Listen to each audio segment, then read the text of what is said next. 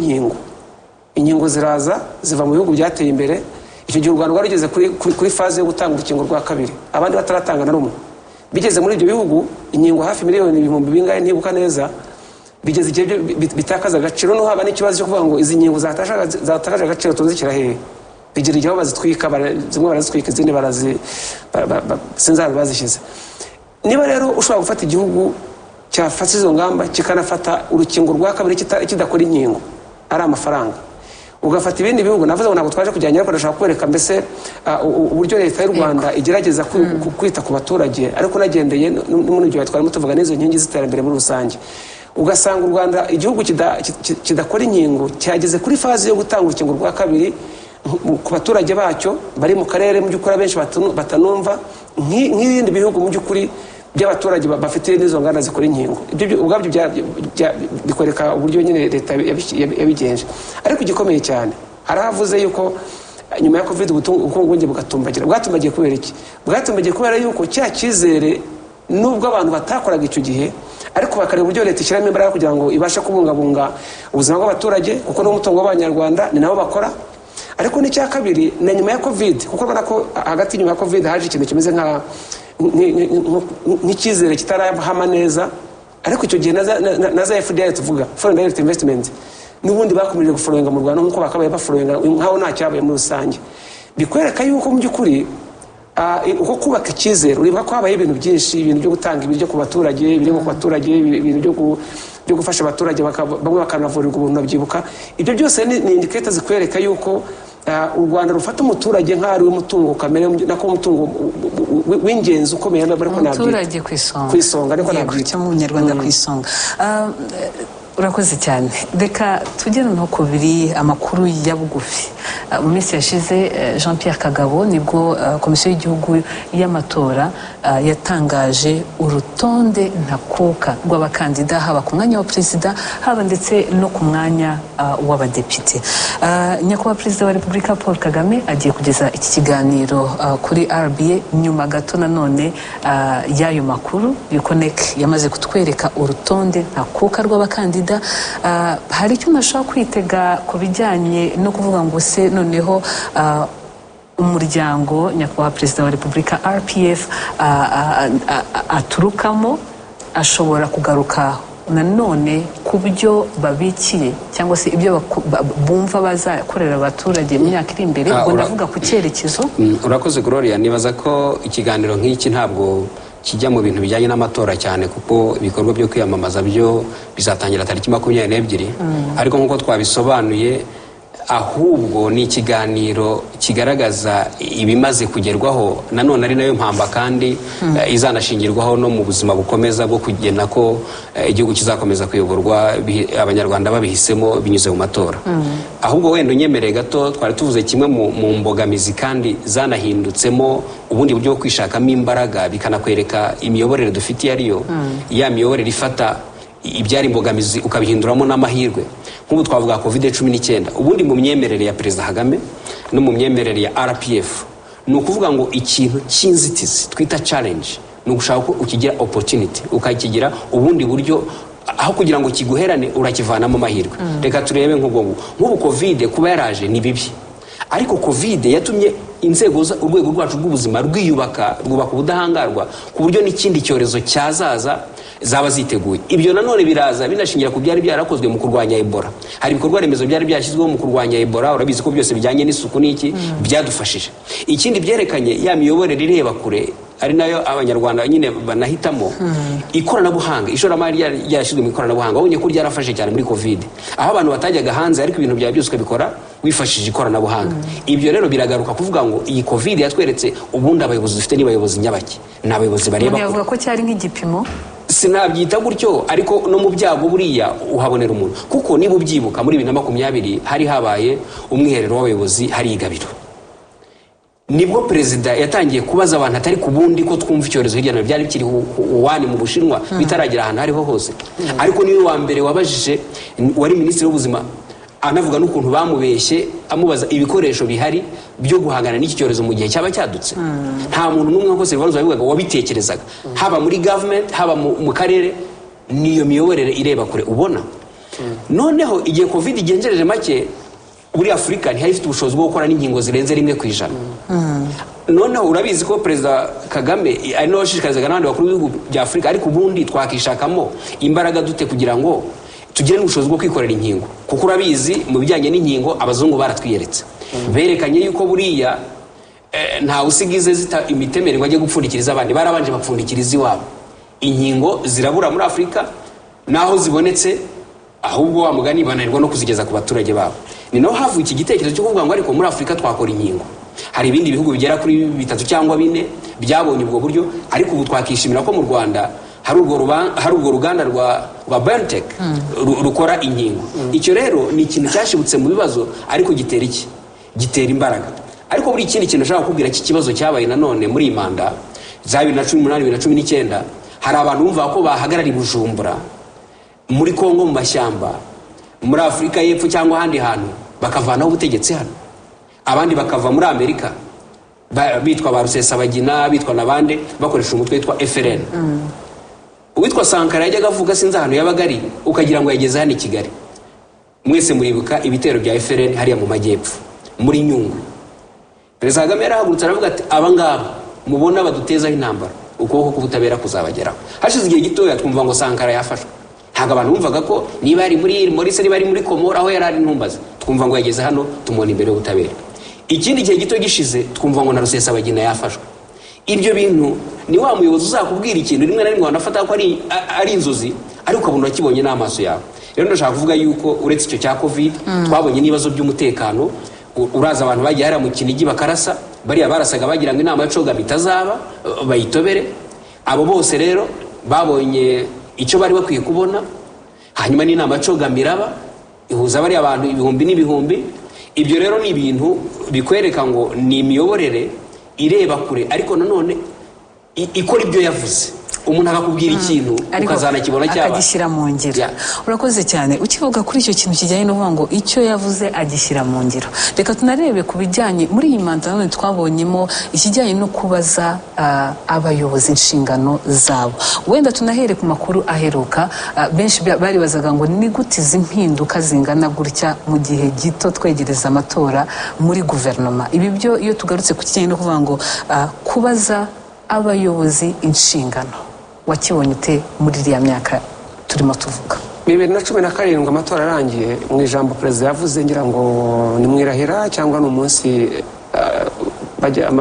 yavuye amatora byahagaragara, yavuze ko ari manda yihuta ndetse anagaruka ku kijyanye n'umuvuduko.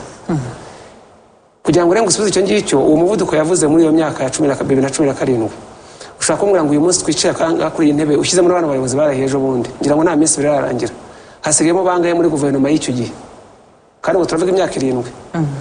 Bishatse kuvuga ngo abo bantu yavugaga icyo gihe yarahaye akazi cyangwa se yarashyize muri guverinoma. Sinshaka kuvuga ko wenda umuvuduko guverinoma ari iriho cyangwa se gushyira mu bikorwa kw'iyo manifesto y'umuryango RPF cyangwa se ya leta Perezida Kagame ayoboye. Sinzi igipimo iyo speed umukuru w'igihugu yavugaga, niba yari ku 150 abandi bagenda kuri 50, cyangwa se bari ku 100 abandi bagenda kuri 40. Icyakora cyo nk'umuturage yo ndeba mbona ko ngira ngo hasigaye umuntu umwe nanga babiri. Niyo imbara yanjye yibuka hasigayemo mu baminisitiri n'abanyamabanga ba leta 31 barahiye tariki 31 z'ukwa 8 2020. Hasigayemo babiri batigeze bavamo, n'umwe wagiye wavuyemo akongera akagaruka. Ibyo bivuze iki rero? Bivuze yuko icyo ushaka ni iki? Bivuze yuko muri viziyo umuyobozi afite cyangwa se muri viziyo cyangwa se muri speed akeneye ko ageza ku banyarwanda iterambere rirambye.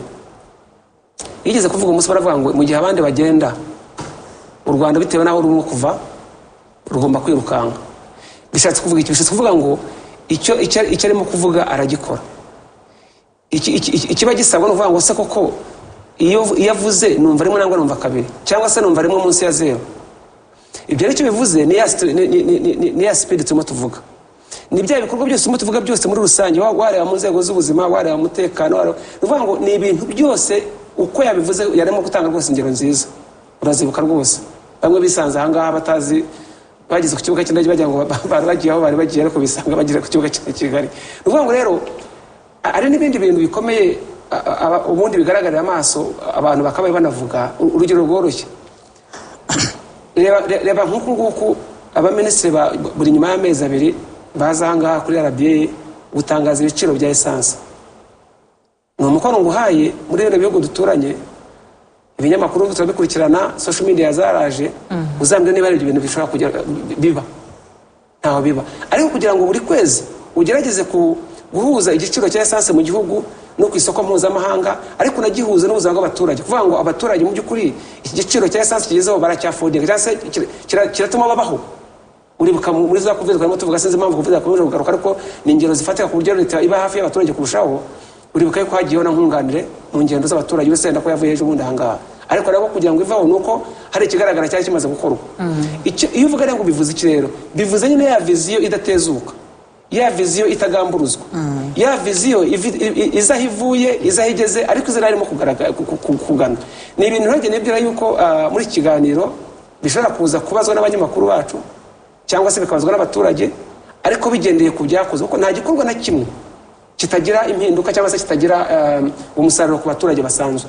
Niba ari imihanda yubakwa irubakirwa abaturage, niba ari amashuri yubakwa, urabyibuka imibare y'amashuri yubatswe hafi 27 by'ibyumba by'amashuri, kandi byose byubatswe mu gihe kitarenze umwaka umwe, ndetse byinshi byubatswe 24 byubatswe ejo bundi muri covid.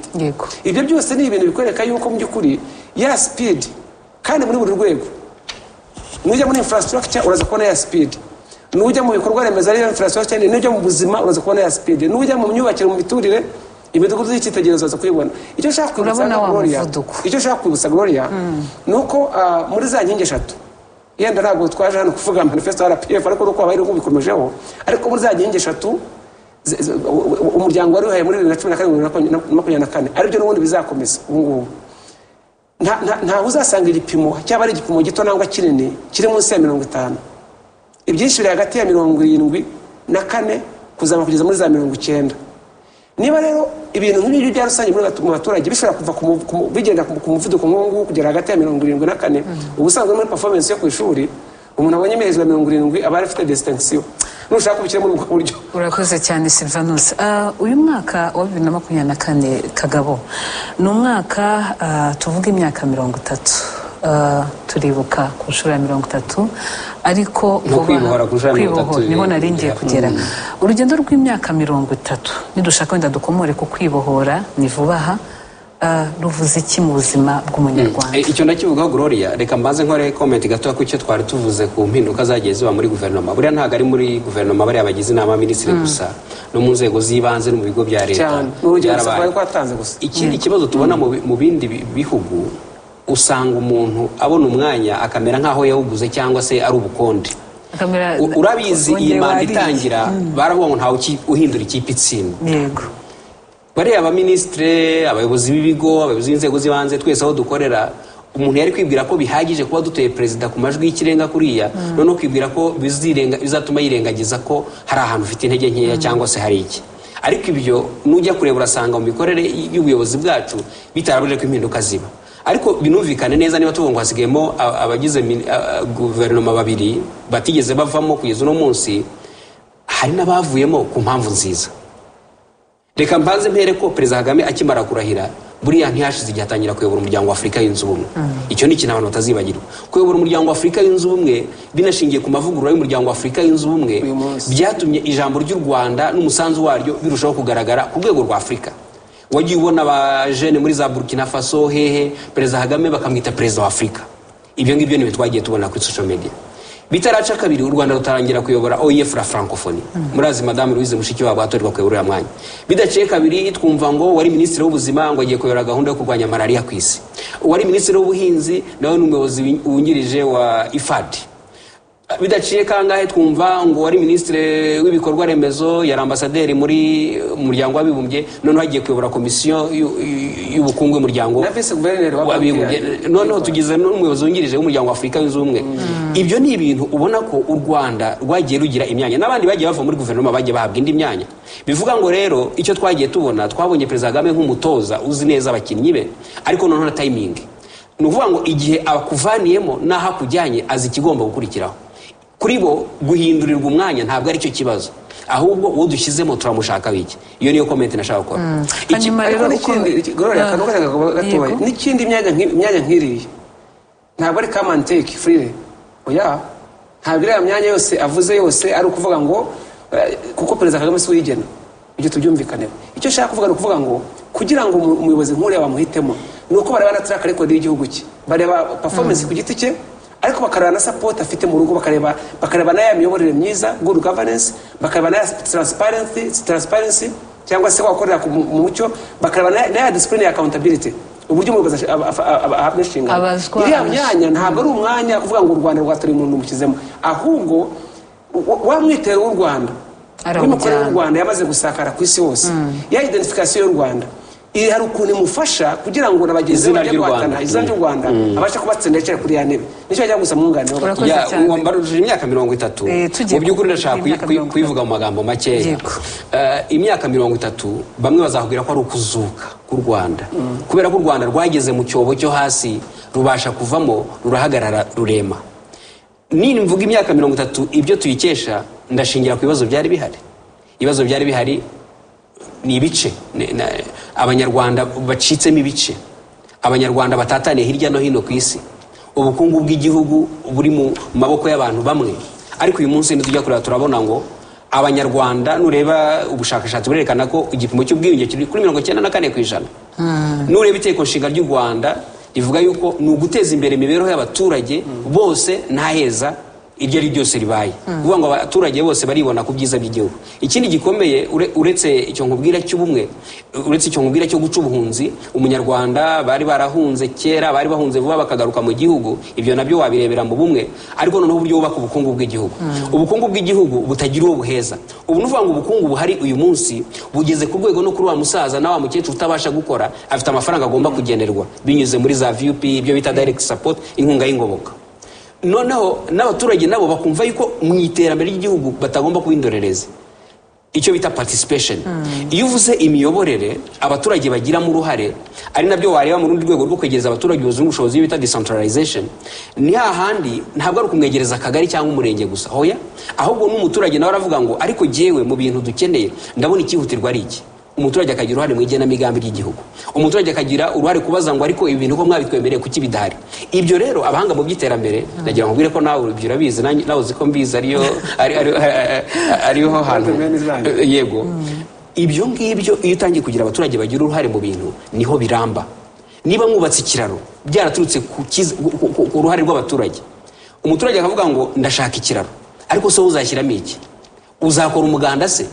Uzakirinda se? Uruhare rwawe n'uruhe? Ibyo rero bituma ibyubatswe biramba. Imyaka 30 rero icyo ureba nuko n'u Rwanda rwabumbiye hamwe abana barwo, n'u Rwanda rwubatse ubukungu butagira ubuheza, n'u Rwanda rwabwiye abanyarwanda yuko atari insina gufi, ko ari abantu bafite agaciro, ko nabo bibabereye kwicara mu muryango wa Afurika yunze ubumwe bakagira umusanzu batanga, ko ku bibazo bibera ku isi. Reka nguhe nk'urugero nk'ibibazo by'iterabwoba biri hirya no hino ku isi. Njyewe ndi umuhamya, tariki 27 z'ukwa 12 muri 2020 hagomba kuba amatora muri Central Africa. Ariko isi yose yavuga ko ayo matora atazaba kubera inyeshyamba zari zigeze mu marembo y'uriya mujyi. Ariko u Rwanda rwoheje bataliyani imwe gusa igenda habura iminsi 7 ngo ayo matora abe, yirukana inyeshyamba, irinda ahantu hari ibiro by'itora, irinda abaturage, amatora araba. Muri 2021 mu kwa 7 hari aho bita Cabo Delgado muri Mozambique, majyaruguru ya Mozambique, hari ibyihebe byari byaragoje iyo ntara, barasenye ibikorwa remezo, barisha abantu bakabamanika bagira ute, abantu benshi bari barakandiyeho byaranze byarananiranye. Ariko nagira nkubwire ko Gloria bagiye tariki 9 z'ukwezi kwa 2021, tariki 8 z'ukwa 8 nge nari ndiyo natanze amakuru y'insinzi bamaze gufata ibirindiro bikuru by'ibyo byihebe. N'uyu munsi baracyagarura amahoro. Ubwo ntabwo nakubwira n'ibindi Silvanus nawe hari byagiye ajyamo.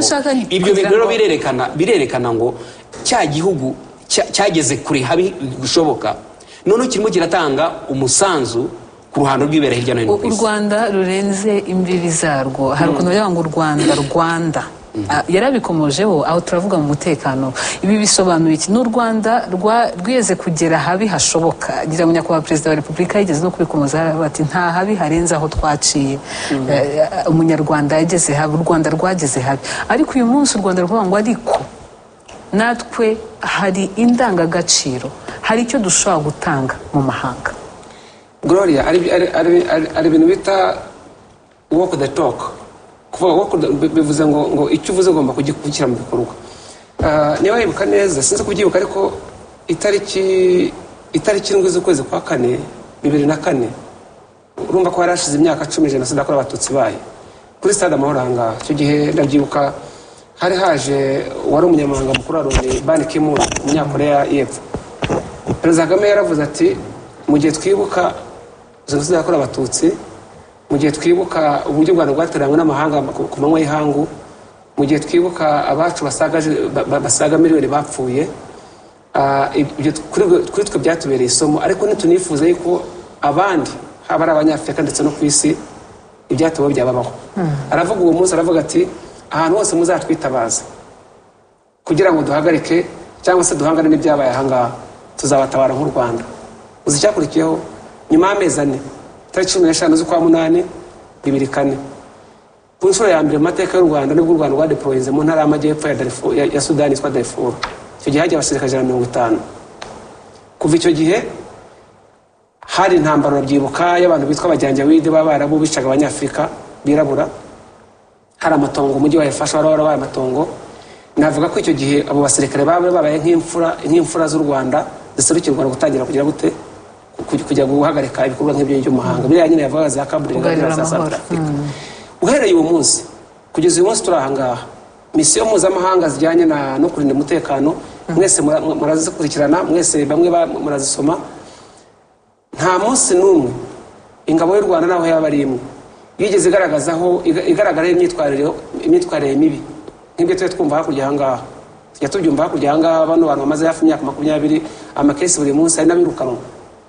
Kuba nyuma y'imyaka igera kuri 19 bakaba 20, icya mbere nta musirikare w'u Rwanda uragaragaraho icyasha basoza misiyo zabo atari mu gihugu kimwe navuze, ahubwo n'ibihugu byagiye byiyongera ku buryo uyu munsi u Rwanda ruri ku mwanya hafi nyirango wa 2, kuko buriya kugira ngo ujye no ku mwanya muri pozisiyo y'umwanya bareba na size y'igihugu, bareba size y'igihugu, bareba abaturage, bareba na ame maso, kuvuga ngo ufite abasirikare bangahe, ufite ubwo niko bagenda bajanisha. Niba uyu munsi u Rwanda ku mwanya wa 2 cyangwa reka mbyite umwanya wa 3 da, aho ngaho ntabwo nibuka neza, ariko ni hagati ya 2 na 3. Hakaba kugeza uyu munsi ahantu hose bugiye muri miseriyo yose rutaraferinga, bikwereka cyacu na rero kugira ngo walk the talk, kuvuga ngo ibyatubayeho byatubereye isomo. 94 igihe cyose umuryango w'abibumbye reka dufatire ko n'urugero rw'ejo bundi ahangaha rwose rworoshye abantu bose bibuka 2017 mu ntara y'amajyaruguru ya Mozambique, Cabo Delgado, ibyihebe byarahagurutse. Ansari wasuna batangira gutera abaturage ndetse banambuka muri Tanzania, mu majyepfo ya Tanzania batangira kwica abaturage. Ingabo za Tanzania ziradeployinga, ingabo za Mozambique ziradeployinga, bahangana nabo kugeza ejo bundi 2022 baranirwa neza burundu. Bamaze kuranirwa ariko hagati aho ngaho na SADC ubwayo, buriya Mozambique iba mu bihugu bya SADC, na SADC ubwayo iradeployinga hafi nyirango 2019 aho ngaho sinibuka neza. Nabyo binanirana kugeza igihe binyuze mu kintu cyitwa bilateral. Mozambique yasabye u Rwanda ko u Rwanda rwayifasha rukohereza ingabo mu kwezi kwa 7.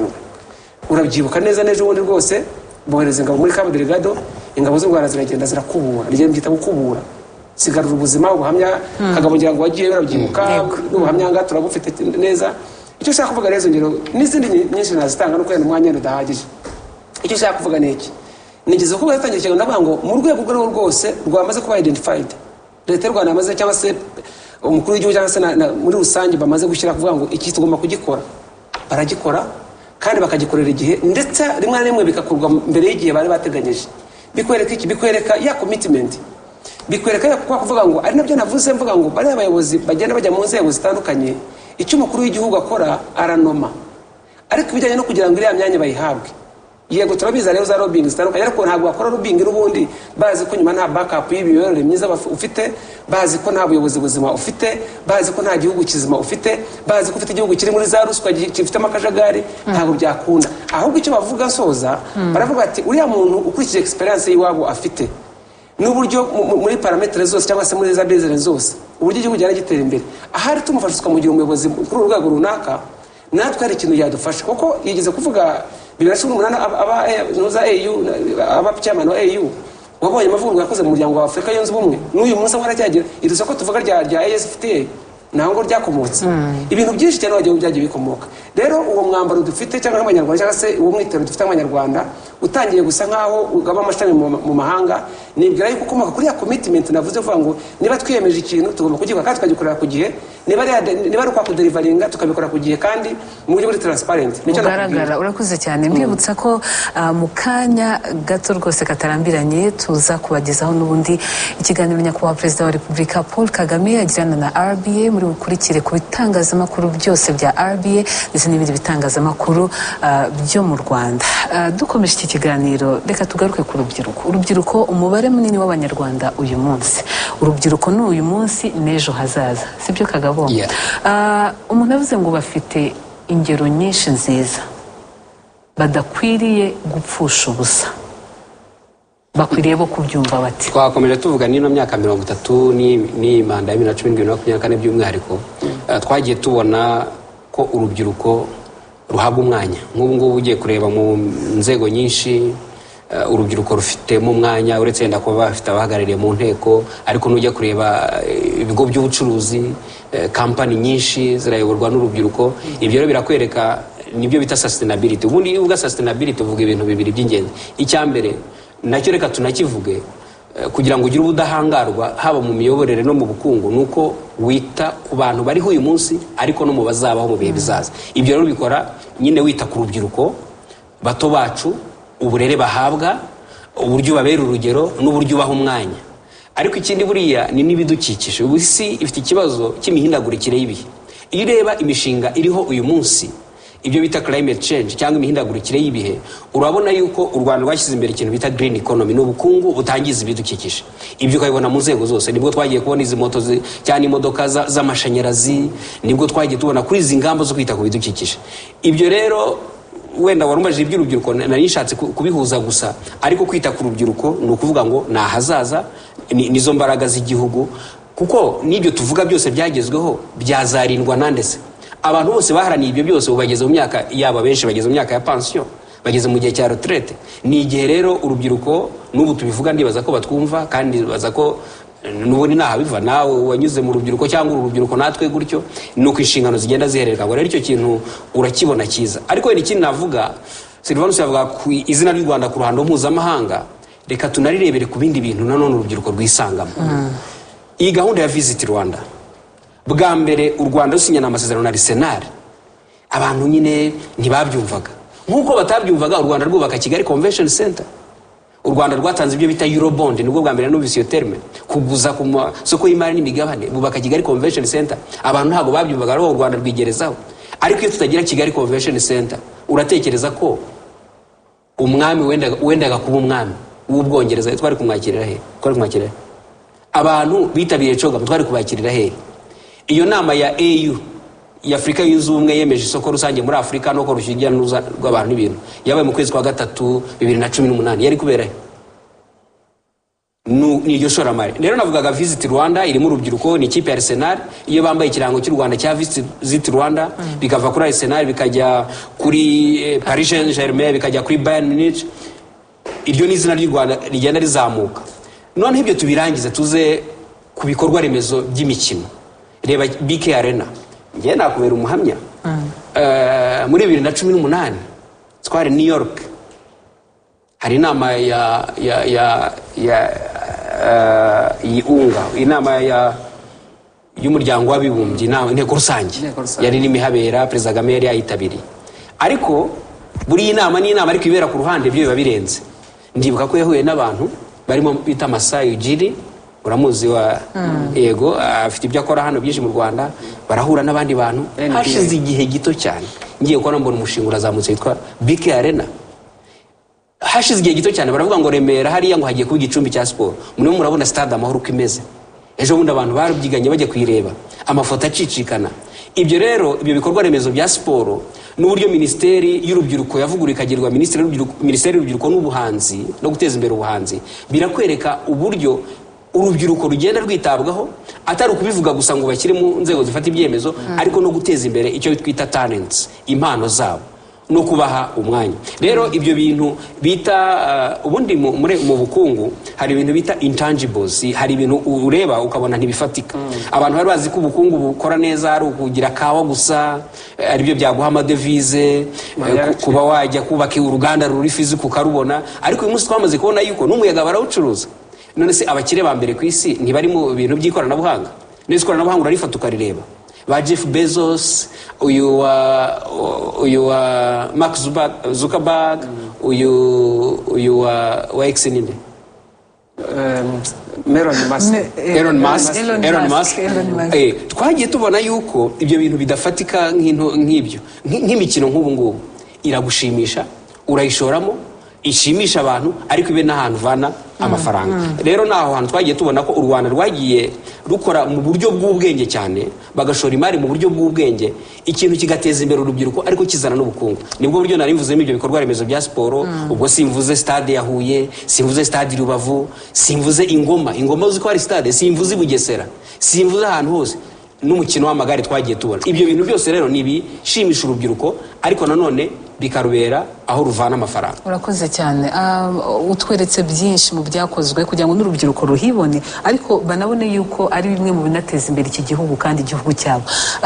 Silvanus, hari nanone reka iki kibazo nkibaze mu bundi buryo. Uyu munsi iyo tuvuga imyaka 30 yigeze kubivugaho Kagame ati hari n'ababyita kuzuka. N'ukuzuka ku Rwanda hari aho nyine rwapfuye ariko rurazuka. Uwavuga ngo urubyiruko rw'uyu munsi n'ejo hazaza rufite ingero nyinshi zikwiriye gutuma batazigera basubira inyuma, yababeshye? Ntabwo ari ikintu twita continuity ni ukuvuga ngo polisi yose ishyirwaho cyangwa se amahame ashyirwaho cyangwa se politike ishyirwaho ntabwo ishyirwaho igendeye ku myaka ya muntu. Imyaka ya muntu urayumva, generation ntabwo ari ibinyejana, ahubwo igihugu gihoraho, cyahozeho, kiriho kandi kizakomeza kugeraho. Ariko wareba nanone igihugu si imisozi, igihugu ni abantu. Bisaba rero ya politike iri transgeneration, kuvuga ngo abari urubyiruko babohoye kino gihugu uyu munsi bari muri za 60, bamwe bari muri akaba 70, abandi bari muri za 50 abo rero barimo barabyina bavamo. Ariko se iyi politiki nziza mu myaka 30 yatumye kino gihugu kiva ahantu abantu bafata nkaho hari ubusa cyasaga nk'ikitariho. Reka sorry kuguka kuri aya meza sinshaka kuvuga umuntu wari we. Hari umuntu muri twe jenoside bari afite imyaka 2 muri twe, ariko urebe ibyo ashobora gukora uyu munsi. Urwo ni urugero rwiza, kandi urwo ni urugero mfashe hano hafi ufatika rwose. Noneho jenoside irangira hari abana benshi bireraga barera n'abagenzi babo, uyu munsi barayobora ibigo bikomeye. Ngira ngo nabyo Silvanus nibyo wari urimo ngiye kuvuga. Izo rero ntingero wenda yakusubije ijambo, ndashaka kuvuga gusa ko hari umuntu uri hano. Urakoze cyane rwose. Urwo ni urugero rufatika rw'ibintu ukuntu urubyiruko rushobora kuvamo abantu kandi bafatika. Ingene zino ruravamo gute kugira ngo rukuri ngibyo? Ruravamo gute kuko wavuze uti nuko rwubakiwe ibikorwa remezo. Erega tuvuga ibikorwa remezo ntabwo ari izo nk'izi ngizi turimo gusa, nabyo ni ibikorwa remezo. Ariko ibikorwa remezo mvuga none binakomeye cyane, n'ugindura mindset y'abantu, imyumvire y'abantu, ukabumvisha yuko nta wundi muterankunga uzaza uretse bo kwigira kandi bakabona ingero z'ibifatika muri rusange, ariko bakanashyirwaho facility zifatika. Ibi byose tuvuga, iyo mihanda tuvuga, aya mashuri tuvuga, uko kwigisha abantu byose nibyo bikorwa remezo bituma n'abamana uri hasi azaza akagera ingiza arimo kunyuramo na bwa burere mboneragihugu. Ngira ngo urabizi ko hafi buri mwaka Minisiteri y'Abanyamahanga itegura urugendo rw'abana baturuka bafata yakaza kora mu kintu. Gloria atumye ntekereza, hari umuyobozi wayoboye iki gihugu, discourse ntihaburaga kuba ku Rwanda ari agahugu gato kandi gakennye, ngo turakennye. Ariko ikintu cyabaye nk'impinduka muri myaka 30, kuvuga ngo kuba turi igihugu gito cy'ubuso bwa kilometero 26,338 ntabwo ari ikibazo. Dushobora kwanda, dushobora no gukora ibirenze ubuso bw'igihugu. Hari nibi icyo ni kimwe. Ikindi, iyo myumvire, guhindura imyumvire, kumva ko kiriya kintu wakigeraho. Buriya abantu Gloria, abantu bicwa n'imyumvire, kumva ko wowe utahagera, kumva ko uzasabiriza. Inyigisho twahawe n'urubyiruko icyo rwahawe ni ukuvuga ngo twishakemo ubushobozi. Muri 2003 abazungu banze guha u Rwanda inkunga yagenewe amatora na 2013 ngire ngo naho nashaka banze guha u Rwanda inkunga yo gukora amatora ibihe bigoye u Rwanda rwageragamo ariko rukishaka ibisubizo banze ariko abagore baravuga ngo turazana ibitenge byacu niba twagomba kubakaho gutorera turazengurutsaho ibitenge byacu urubyiruko rukora ibyo ngibyo urwo n'urugero rumwe ngiye kugwa 2009 abaterankunga n'abazungu bakatira inkunga u Rwanda barushinja gukora ngo gushyikira M23 ndabyibuka muri 2012 mu kwezi kwa 8 hajyaho kira kigega cyitwa Agaciro Development Fund kuvuga ngo niyo mutayaduha akimuhana kaza imvurisi ariko wibuke n'imbwirwaruhame za president Agaciro nta muntu ushobora kuguha agaciro mu by'ukuri rero reka tunarebe ingengo y'imari y'u Rwanda kirari ikintu très important ni ukuvuga ngo twigeze kugera igihe abarimu bo mu Rwanda bose bahembwa n'igihugu cy'amahanga ibazo ugeze n'ikindi gihe n'abasirikare bahembwa n'igihugu cy'amahanga ariko uyu munsi twavugaga ibyagezweho byibura muri iyi myaka 7 iheruka ubuzi ko ingengo y'imari yikubye gatatu ubu turavuga ngo tugeze kuri miliyari hafi 600 ivuye kuri miliyari 900 muri 2017 ibyo birakwereka iki aiming high gutekereza mu buryo bwagutse niyo ugiye kubaka ikintu niba ugiye kubaka inzu wivuga ngo ndakennye nzubaka icyumba kimwe ubaka nka convention center igutware miliyoni magana ngahe miliyoni magana gutyo za ariko izaza ari zirenze ibyo ngibyo rero shaka indege niba hari ikintu kiryoshye mw'abanyarwandakazi mw'abanyarwanda kujya mu kirere uvuga ikinyarwanda kujya mu kirere uvuga ikinyarwanda uri muri ya ndege yitwa Rwanda hari byo bita multiplier effect Rwanda hari abo njya bavuga ngo yarahombye ngo ntabwo yunguka ariko buriya je ntabwo wenda ndi umuhanga muri ibyo cyane ariko buriya ushobora kutunguka mu mafaranga nubwo ntekereza ko bakunguka ariko noneho iryo zina niba ingabo zawe zigiye gutabara aho zigiye gutabara zikagenda mu ndege yawe uriya yenera cyangwa se undi wese yabishyura ukagenda mu ndege yawe ibyo ukora ukabigenda mu ndege yawe ibyo bintu tubwizanye ukuri mutekereza yuko ari maji yabaye ni ibintu byabyutse mu gitondo urabibona hari abagabo n'abagore muri iki gihugu bataryama badasinzira hari abagabo n'abagore bemeye gupfa kugira ngo tubone ibingibi twese n'amaso yacu hari umusaza witwa Murudadi Yunis naramubajije muri 2015 ngo akomoka ku muhinde wa mbere waje mu Rwanda uri mu Bwongereza aba mu Bwongereza yarambwiye ati abanyarwanda nibajye mu kirere nibajye mu byogajuru icyo gihe yavuga Perezida Kagame avuga ati mumureka akomeza abayobora bajye mu byogajuru bajye urumva ni ibintu umuntu wese ashobora kandi ibi bintu ntabwo tubivuga bya biryo kwikirigita ngo abantu baseke ibi bintu ni ibintu ubonesha amaso reka ngurugero hari n'abavuga ngo abantu bahimba imibare reka nkubaze yego barambwira ko mu kanya gatoya dushobora kwerekeza muri village Urugwiro ariko wabukomeje uyu munsi abanyarwanda bagerwaho n'amashanyarazi ni 76%. Muri 2 ntago bari bageze ku 10%. Iyo ni imibare ni ibifatika. Iyo mibare ni ushaka kwihakana uzaze ujye buzinga njwiri ujye ingurugunzu ujye ikizimya muriro ujye hehe uzabibona uzasanga haka ukira aho ngaho uravuze uti hari n'ababihakana reka ahubwo tunakomoze kuri iyo ngingo muri iyi minsi yashize ariko wenda si n'ubwa mbere ariko uyu munsi ikoranabuhanga rirahari urubyiruko reka njye ku rubyiruko cyane cyane bafite smartphones barabona amakuru yaba ibihuha yaba bitari byo bisaba ko baba bakwiriye no gusesengurirwa mu minsi yashize twagiye tubona ama reports atandukanye aje no muri ibi bihe twitegura amatora cyane cyane ngira ngo uyu mwaka wa 2024 ho keretse nari bari ubwo wenda social media yakoraga cyane simbizi ariko urabona yuko hanze y'u Rwanda babandi batavuga rumwe n'u Rwanda nubwo bagiye bazana ibirego bimeze nk'ibyo bazanaga ariko bakomeza gushyiramo imbaraga ubundi bo bwabo bavuga rumwe nabo bwabo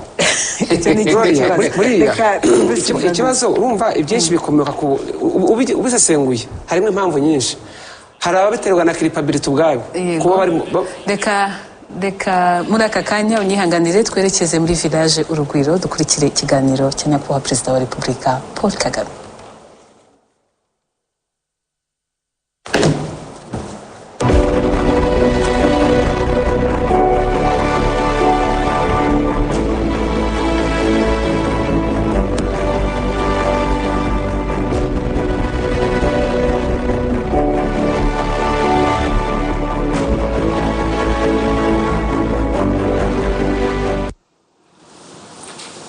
tuzi ko muri benshi mudutegereje kuri RBA televiziyo Rwanda radio Rwanda na radio z'abaturage zishamikiyeho kuko twabararikiye ko muri uyu mwanya tuza kuba turi kumwe na nyakubahwa perezida wa repubulika Paul Kagame. Muri benshi rero mudukurikiye, ariko kandi ni ikiganiro tugiye kuba turi kumwe n'ibindi bitangazamakuru bitari bike bya hano mu Rwanda.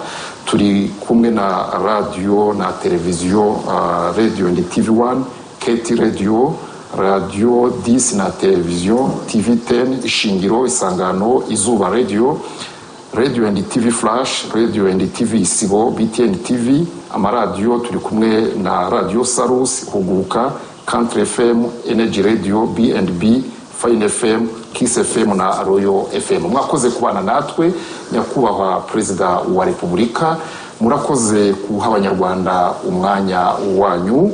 Ndi kumwe na mugenzi wanjye Ngendibarore Cleophas, ndi kumwe na mugenzi wanjye. Thank you, Excellency. My name is Avera Martina Kagame, and I work for RBA. I'm very honored and delighted to be here, Mr. President, and ready to have a fruitful discussion with my colleague and you as well. Thank you. Sure. I'm happy to join you. Murakoze cyane nyakubahwa perezida wa repubulika. Nyakubahwa perezida wa repubulika, mu butumwa mwageneye abanyarwanda tariki ya 7 Mata ubwo twibukaga ku nshuro ya 30 jenoside yakorewe abatutsi, mwavuze ko ubu umunyarwanda ntawe agomba gusaba uruhushya ku burenganzira bwe bwo kubaho. Icyo gihe nyakubahwa perezida wa repubulika mwatanze urugero rw'umubyeyi wahisemo kuvuma abicanyi abacira mu maso ubwo bamusabaga kubahitiramo uko ashaka ko bamwica. Urugero rw'uwo mubyeyi rubumbatiye ayahe masomo kuri mwe, kandi ni gute umunyarwanda yakomeza iyo myitwarire mu myaka 30 iri imbere?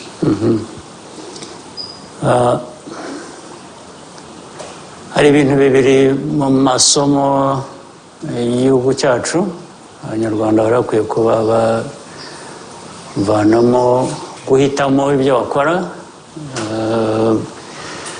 ndetse ari byo biganisha ku cyo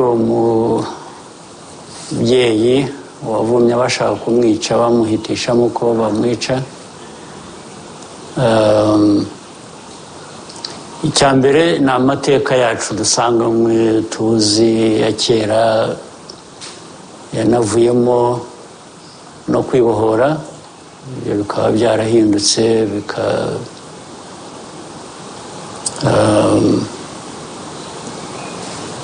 bikaba ariho tuganisha imyumvire ya politiki, kuvuga ko tutabaho nk'uko twabayeho muri iyo myaka ya kera. So ayo ni amahitamo rero ashingiye kuri ibyo ngibyo. Icya kabiri ni ukubaka ubuzima bwacu bujyanye noneho n'ayo mahitamo. Ntabwo wahitamo gusa ngo nurangiza wicare utegereze gusa icyo Imana izagushyira mu biganza ngo wakire. Icyo ushaka ko Imana igushyira mu biganza ngo wakire, ibyo biganza yabiguhaye n'ubundi ngo ubikoreshe. Waha amaboko ngo uyakoreshe wigire ushobore kuba umuntu muzima nk'uko yabigennye. Ibyo rero nibyo ubundi bikwiriye kuduha umurongo tugenderaho, nibyo bikwiye kuduha icyerekezo tuganamo.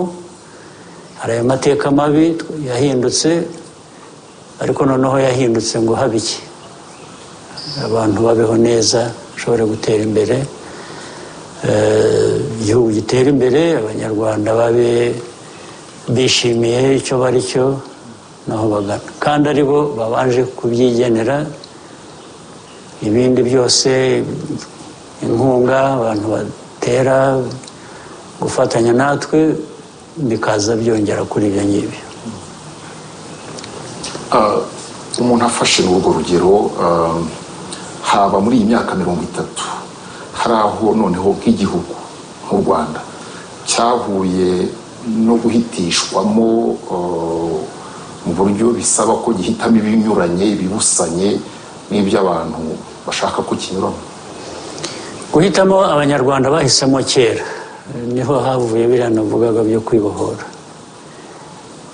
ariko nyuma yabyo kubaka muri iyo nzira yo kwibohora ishingiyeho kuri ibyo niho abantu bahura n'ibibazo ko ari benshi cyane cyane biturutse hanze ndetse byubakira ku nabiturutse mu gihugu icyo mvuga ni ukuvuga ngo urebye ari amateka y'u Rwanda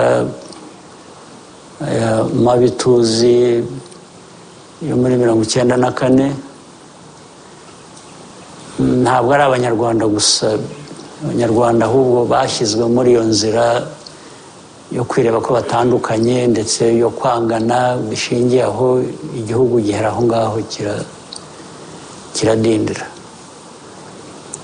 mu kwibohora rero icyo bivuze ni ukuvuga ngo aho twatangira iyo nzira turimo yo kwibohora yo gukomeza gutera imbere mu gihugu hari abo bitanezeza bakwifuza ko tuguma tudindiye dukennye ari byo biduherana icyo gihe rero muri kwa kwibohora harimo ikitwibutsa ngo erega n'ubundi nitwe dukwiriye kwimenya abandi baza bagira ibyo batubwira ko ari byo dukwiriye ibyo bazajya babyibwira babibwira ababo cyangwa abahandi ko twebwe tubyumva abo bandi ntabwo ari Imana yaturemye baracyabivuga n'ejo hazaza barabivuze usibye hashize kuko icyo mvuga ni uko n'ejo uzabisanga nibucya turabisanga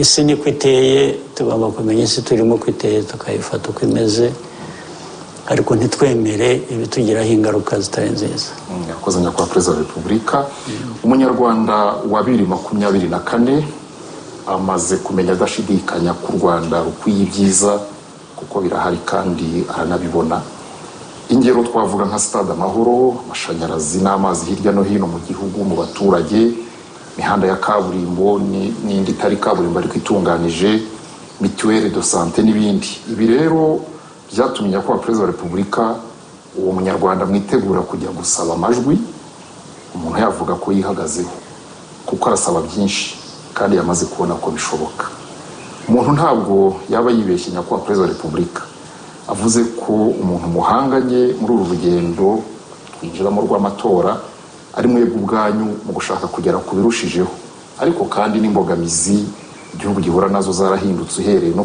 kuba hari abumva twarageze iyo tujya mukunda no kubigarukaho ni iki kuri mwe mwabwira uyu munyarwanda umaze kumenyera ko ibyiza byose abyemerewe kandi bishoboka ese yitege iki muri iyi myaka iri imbere kirenze ibyo mumaze kumugezaho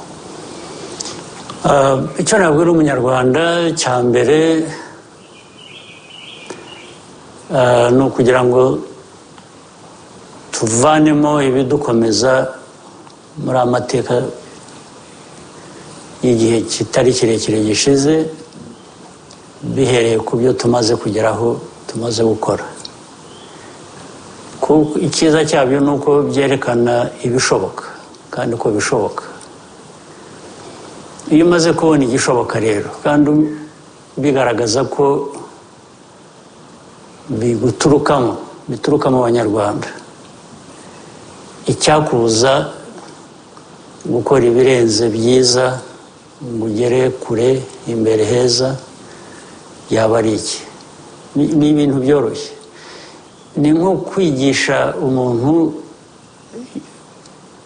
umwereka urugero wereka abantu urugero rw'ibishoboka kandi ndetse bagizemo uruhare wenda batanazi cyangwa batumvaga ukabereka uko babigizemo uruhare uko aribo batumye bishoboka gutyo niyo haba haraturutse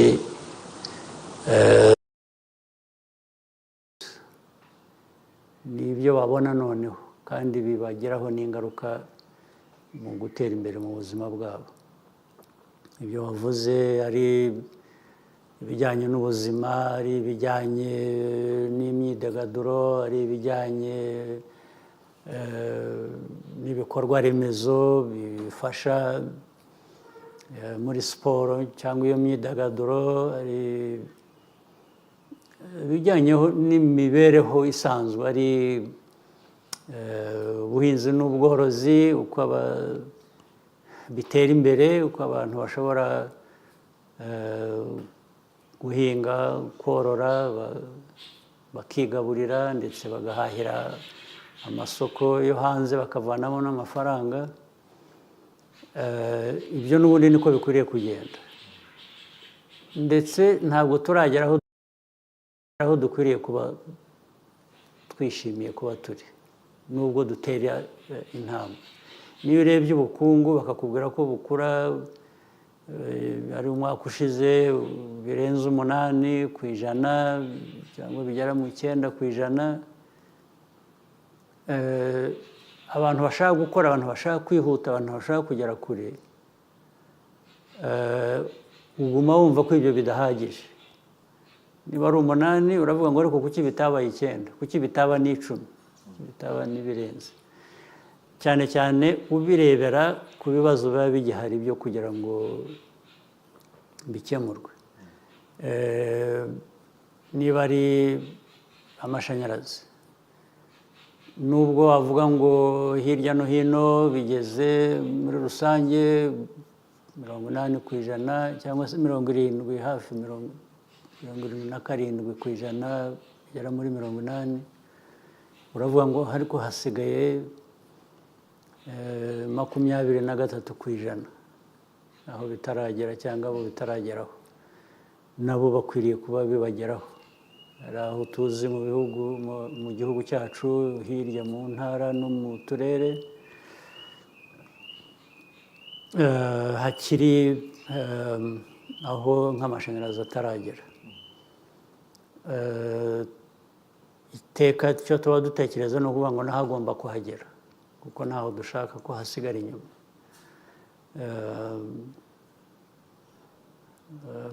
Bityo rero nicyo navuga ngo kwiyamamaza, kongera gutorerwa kuba umuyobozi w'igihugu ubirimo uwo ari we wese, twebwe dufite amahirwe yo kuvuga ngo hari ibyaturanze tumaze gukora mu myaka ishize, tuyoboye abantu n'abandi bafite ibyabaranze cyangwa ibyo bifuza ko byabaranga, bumva ndetse banarushaho. Niyo mpamvu baboneka bagashaka nabo kujya mu mwanya wo kuyobora igihugu. Ibyo ni uburenganzira bwabo, ariko uburenganzira bundi ni ku baturage guhitamo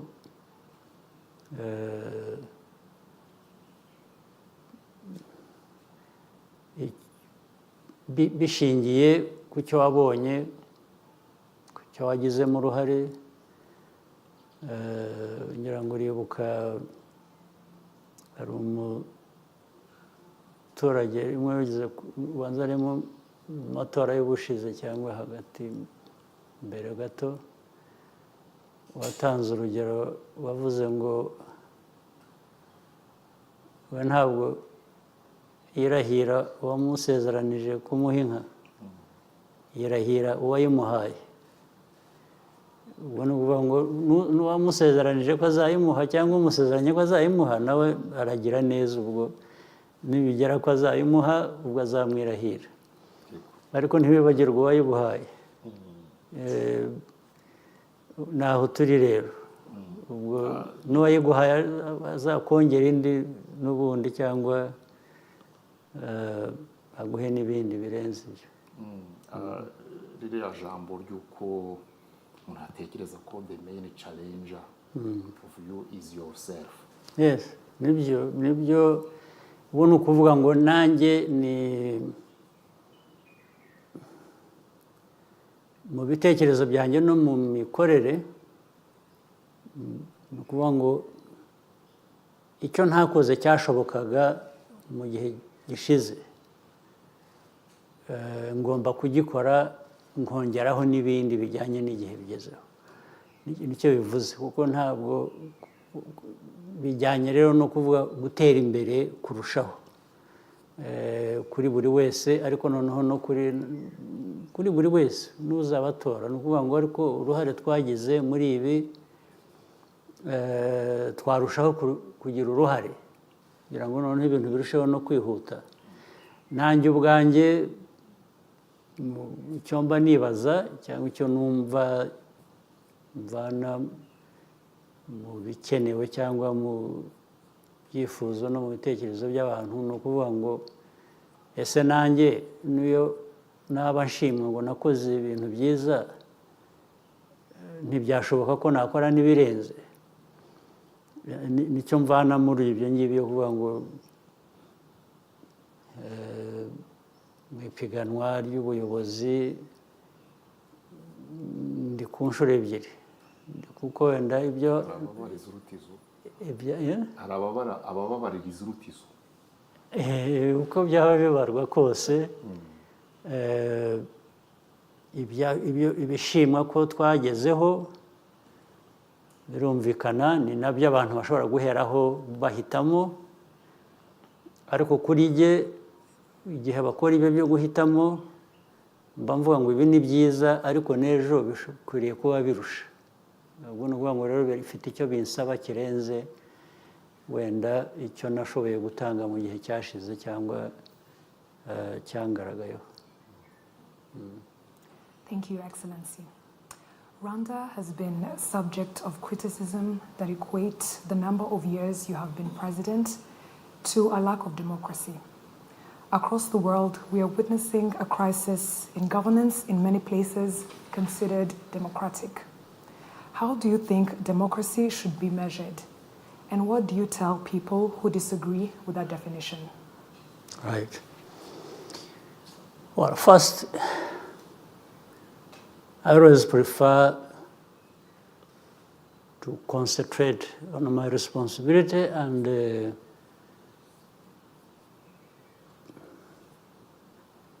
what, as leaders, we owe our country. We owe them a lot. To our country, we owe a lot, given where it has come from, the challenges, the complexities of those challenges, and where I want to go. That is the concentration of everybody's thinking and actions. Meaning, so it's not just me who is in the process of being re-elected maybe several times. It's also the responsibility and the challenge of every Rwandan who is capable of contributing something to the well-being of this country. That's first and foremost, that's where we are. The second part is now Rwanda is not an island. We are part of this region, the sub-region, the continent, the global community, no question about it. Every part of this world has its own history, geography, troubles and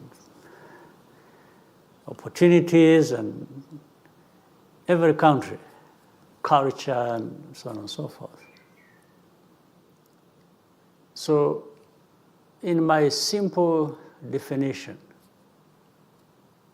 and understanding that also should influence my actions, I'm sure others have many things that influence them, or maybe things like that I'm talking about. Now, the first question is, there are those who make the criticism while it is their right to do that, it doesn't necessarily make it right. It could actually be absolutely wrong, but it's their right. And following that, I would ask, the crises that are across the world as we know them, and as you have just stated, what role does Rwanda play in that? We can't be responsible for the crises that are taking place in the world. In fact, we know particular, for example, areas where these crises are. You can talk about different parts, including Africa and different parts of Africa who have own crises. Then you go to Europe, go to Asia, or the Middle East, or between Europe and Russia. You may be deceived that these multi-layered crises are just happening in those places you see on television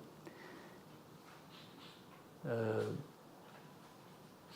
hear about on the news and so on and so forth only. You may think that's where they only exist.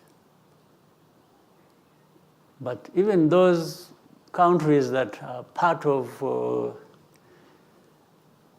seemingly are trying to resolve these problems, at the same time, they are not just, as we see it on the surface of it, trying to look for a solution to these problems. They are actually part of those problems. That's one. But the other thing is, even where they come from when they are being seen to be looking for solutions to these problems, they have actually problems. And many problems, including that question being raised of democracy, of different things. Democracy, as people want to define it, we'll talk about that.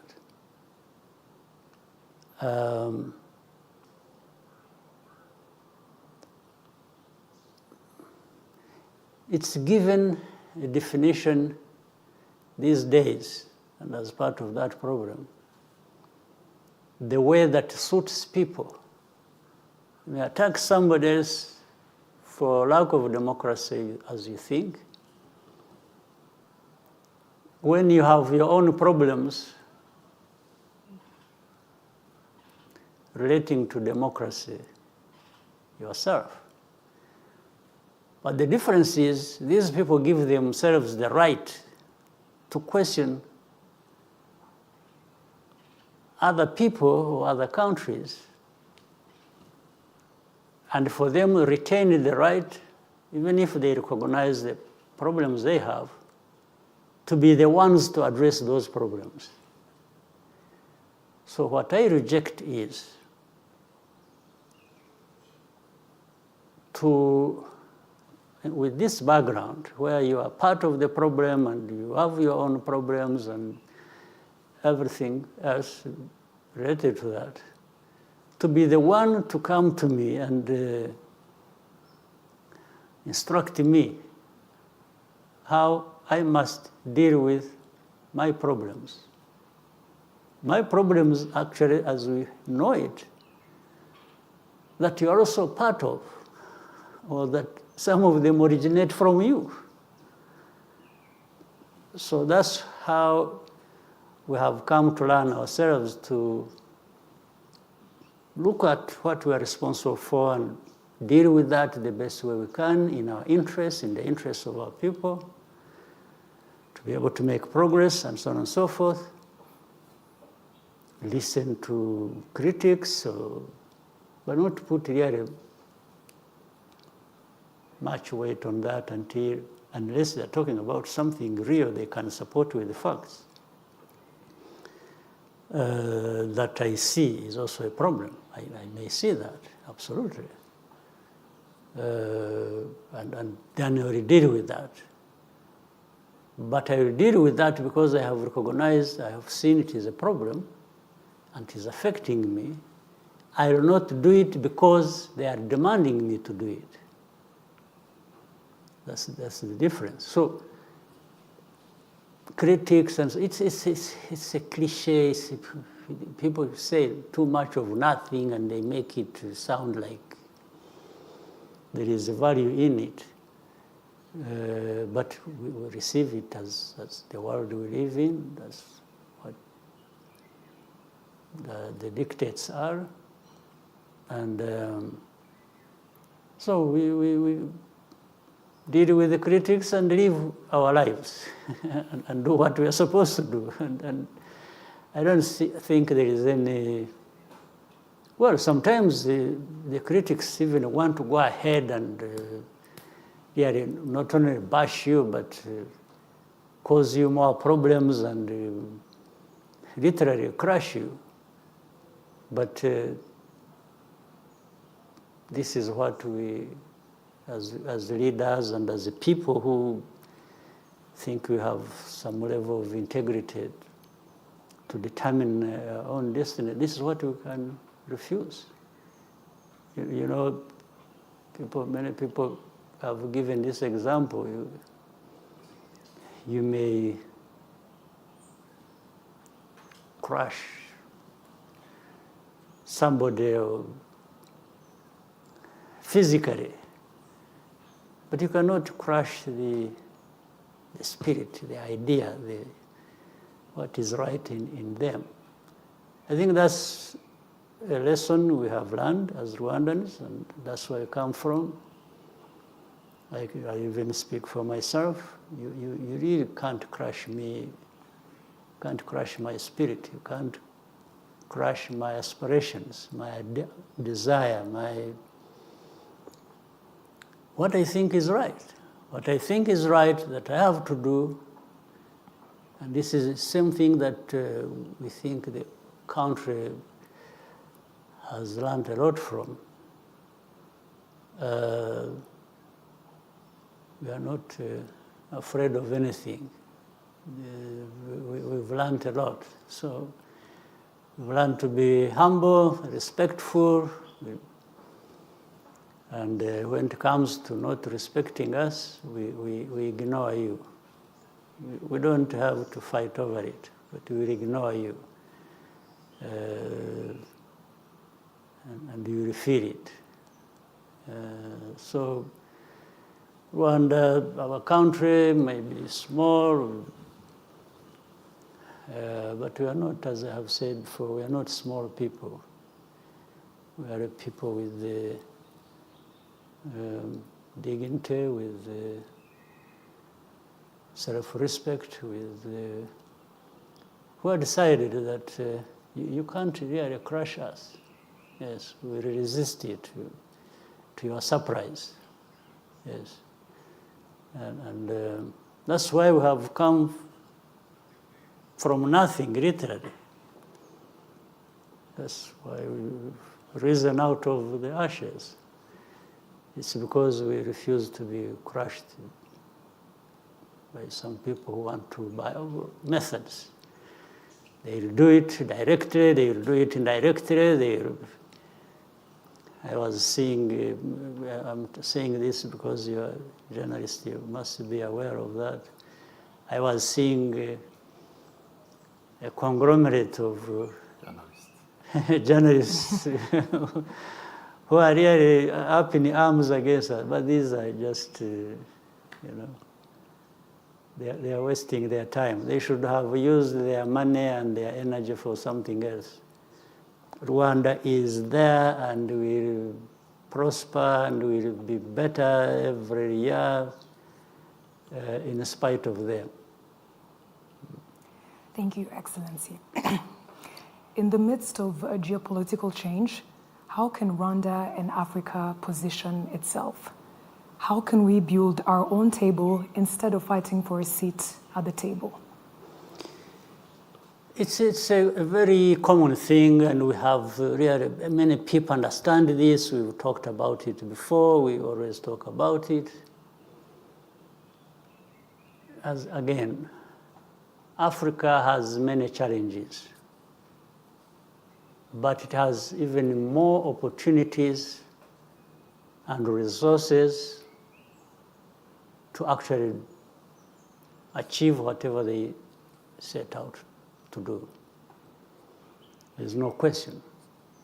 But it's always going to be politics that creates these gaps, these loopholes, that those who want to exploit Africa, to keep it underdeveloped, and they go through. There are these gaps. So it's our business as the leaders of our continent, or even in the continent,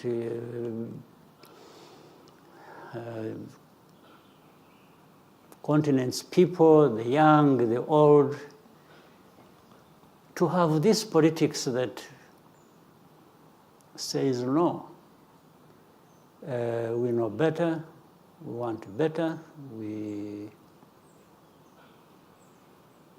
it's possible, and we must do it, but working together is going to be the starting point. If one country wants to develop in its own, it doesn't matter. There is no big country in Africa yet, especially if you take Africa and compare it with other continents. Until we are together, then that makes us great. Every country of the continent becomes significant and big enough to do something consequential. But if we keep divided like we have been, and not only divided but conflicting and all kinds of stuff, then we are just keeping ourselves where those who don't want Africa to develop want us. You are really literally the one keeping yourself there where people want you, those who don't want you to develop. It's not them doing that. There's nothing that stops African countries, including Rwanda, to do the right thing for ourselves and resist things that tend to diminish us and keep us underdeveloped. There's nothing that is there that we can't deal with. Yes, what do you think needs to be done to ensure less divisionism between African countries? It's politics. It's politics. It's politics that one in every country that does the right politics for its strength, for its development, and so on and so forth. Even more important, politics that brings together the countries to work together. So there is nothing else. It's not anything that is really completely abstract. It's doable, but it's done by people. Why somebody would know the right thing to do and doesn't do it is something I can't explain. It is beyond my control. Yes, I can't. But I know many people know the right thing to do, but many don't show up to do it. So how can I have no explanation for that. But I can only theoretically express it to openly and to everybody, and practically try to do it myself. But I can't decide what everybody else does. It's up to them. It is them to decide how to play their politics. Thank you very much, Your Excellency. With your permission, we can take a short break and convene shortly again. Absolutely. Thank you. No problem.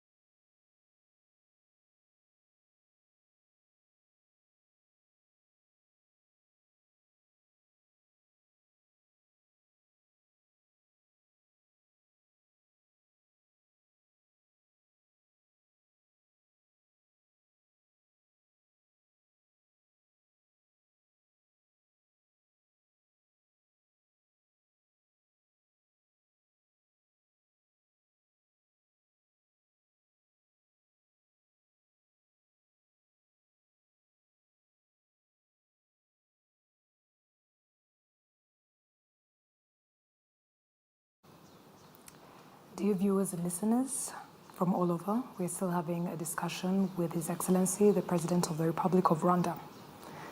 Mr. President, we left off speaking about African countries and doing what's best for them. What would you tell those who disagree with your definition of democracy? Well, my definition of democracy is not my invention. I'm defining it on what we've been told that democracy is, including those who raise questions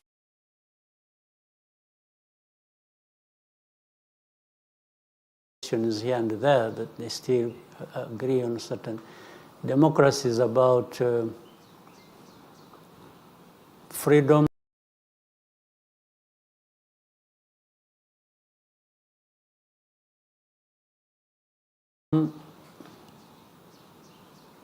of choice, the kind of life, political life, countries, people, individuals live. It's freedom, it's choice, it's the practice. If that is the case, unless the definition has changed over time, I've never known of any place, if you know or anybody knows will tell me, where democracy has succeeded by introducing those ideas from the outside, or where the principles, the ideas have been dictated from the outside. I don't know of any country. In fact, even if we leave Africa alone, that has been more or less categorized and condemned to lack of democracy, I don't think there's any place where you can have it from the outside. I don't know of any place. The other important thing about those freedoms and choices and practices and so on is the context of every country, the political context, whether historical, cultural, and so on and so forth. You will see different practices and lines of thinking that are going to be different from one place to another. So if that be the case, I have tried to understand and ask myself, what is it that is practiced in this country, in Rwanda, that is different or that is the opposite of that description I have given? I don't see it. Because Rwandans are the ones to make those choices, to do all kinds of things they want to do. They have the freedom to do it. But you find in most cases, the complaints are from the outside. Even for the people they want to promote inside, they are still defied to do whatever one has a choice to be involved in. Of course, like anywhere else, you will find that to qualify to be something, there are criteria that are followed. So it is easy for somebody from outside to question the criteria. But questioning them based on what? I think there is even double standards. There's even, it's really arrogance. It's just, for example, in fact, those who make, where the criticisms originate from, they will say,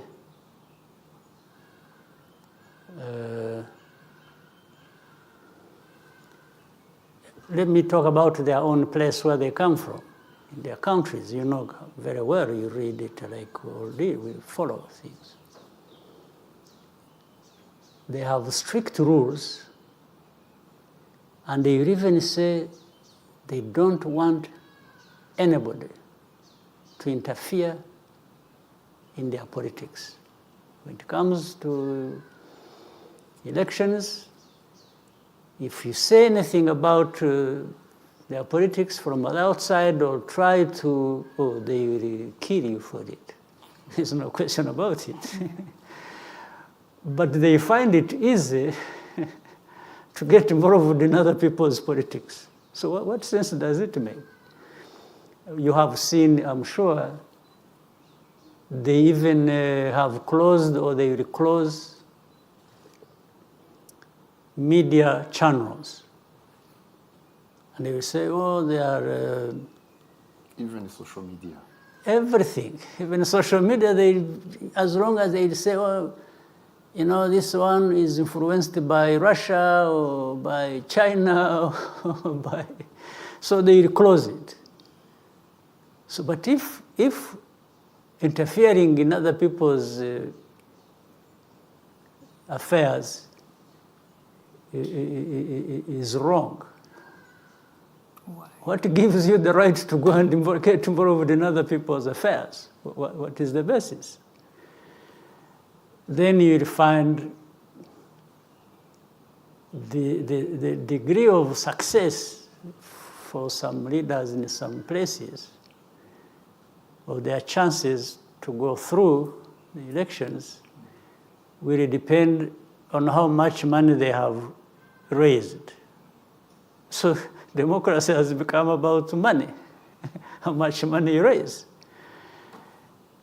Honestly, if we raise the money here and that is what we depend on to go through, they blame you for it. They say, you see, you had no following, you had to buy people.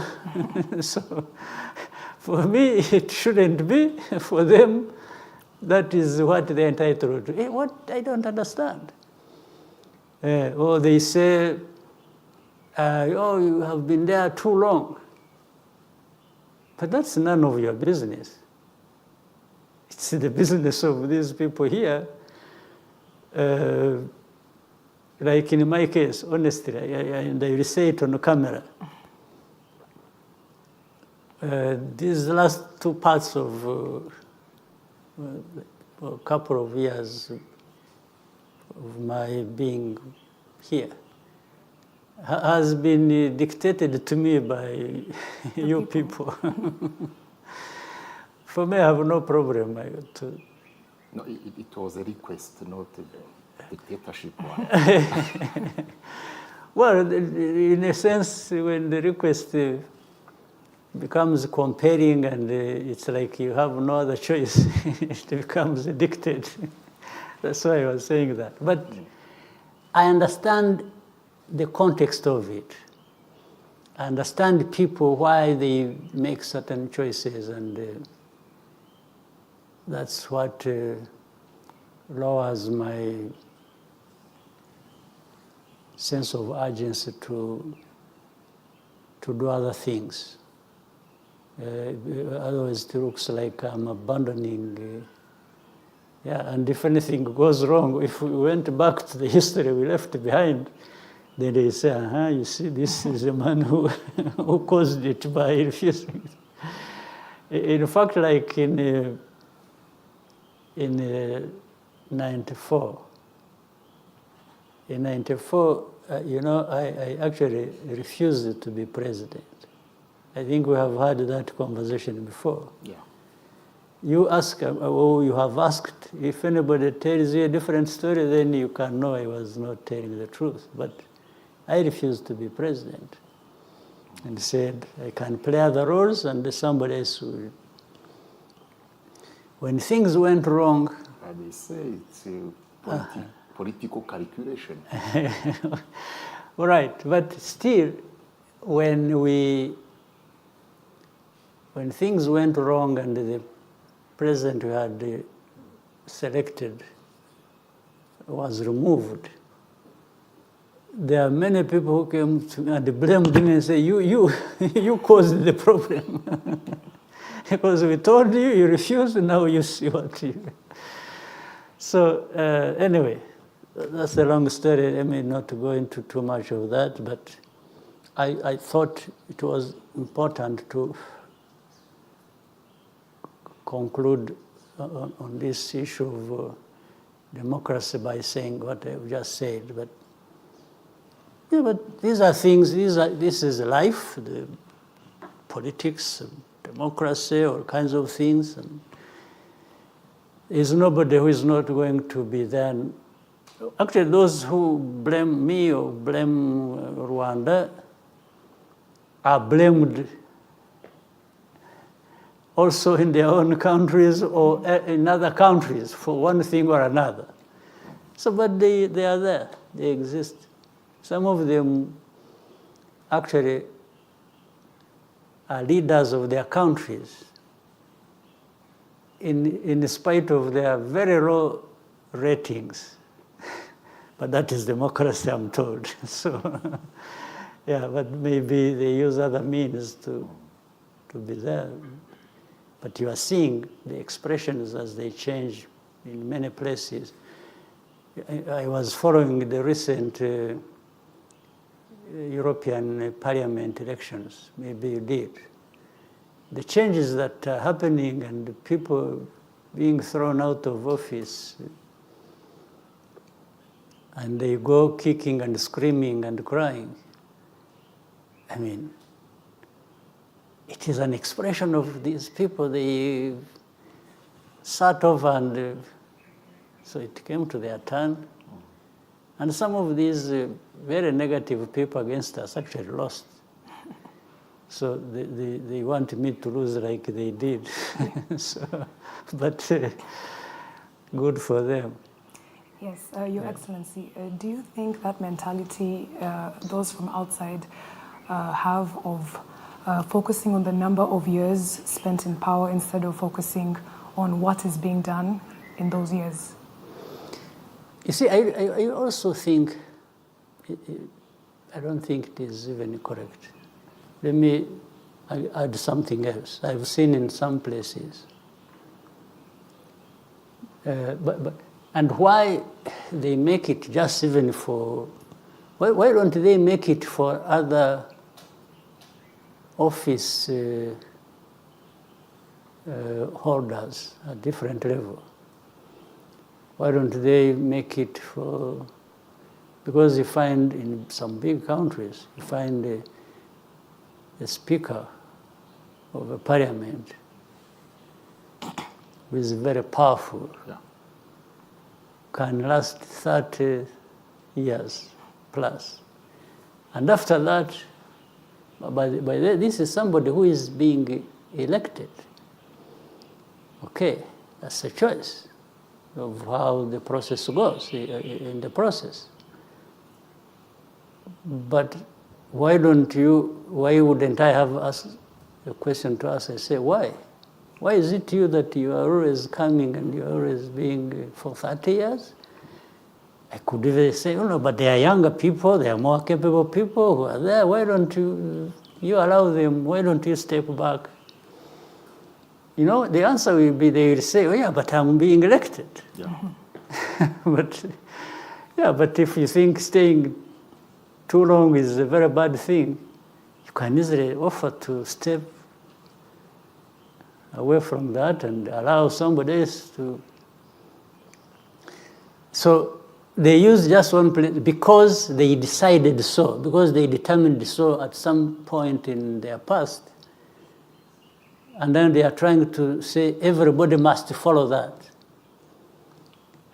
If they had decided that even for a speaker or for a member of parliament, you can't serve for so long, they would be forcing us. They would be asking, saying, no, the speakers cannot stay too long, or the MPs cannot stay, just because they decided or they had decided. Excellency, they put the debate in the other side.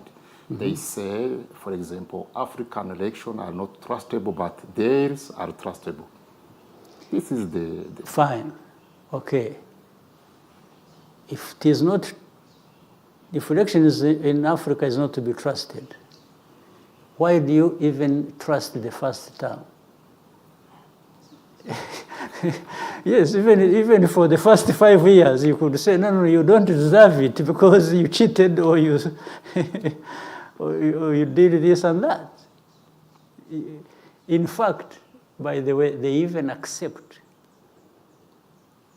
those who cheated elections. You see, this is the whole thing. Even when they know that somebody cheated, or actually there was no elections, just somebody declared himself. We have many cases, even in our region. They will be quiet. So is that support for democracy? It doesn't make sense. Most of the things they said just don't make sense. They even make them look ridiculous.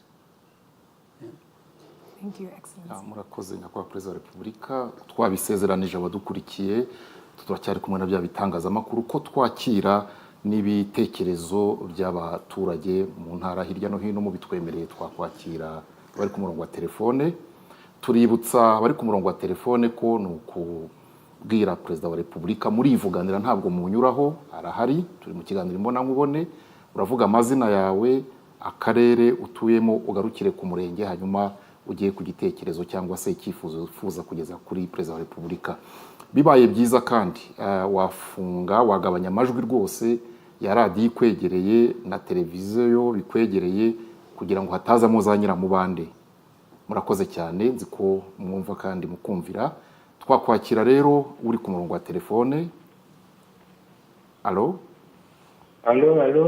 yego turakumva mwiriwe yego mwiriwe namwe jya ku mazina nitwa Nshimiyimana Adriyane ni mu ntara y'Amajyaruguru mu karere ka Burera mu murenge wa Butaro hano neza iruhande rw'ibitaro mpuzamahanga bya Butaro ahantu hafi aho ngaho hari Kivumu ibitaro byiza nyakubahwa perezida wa repubulika twubakiye ubu ndaho ngaho niho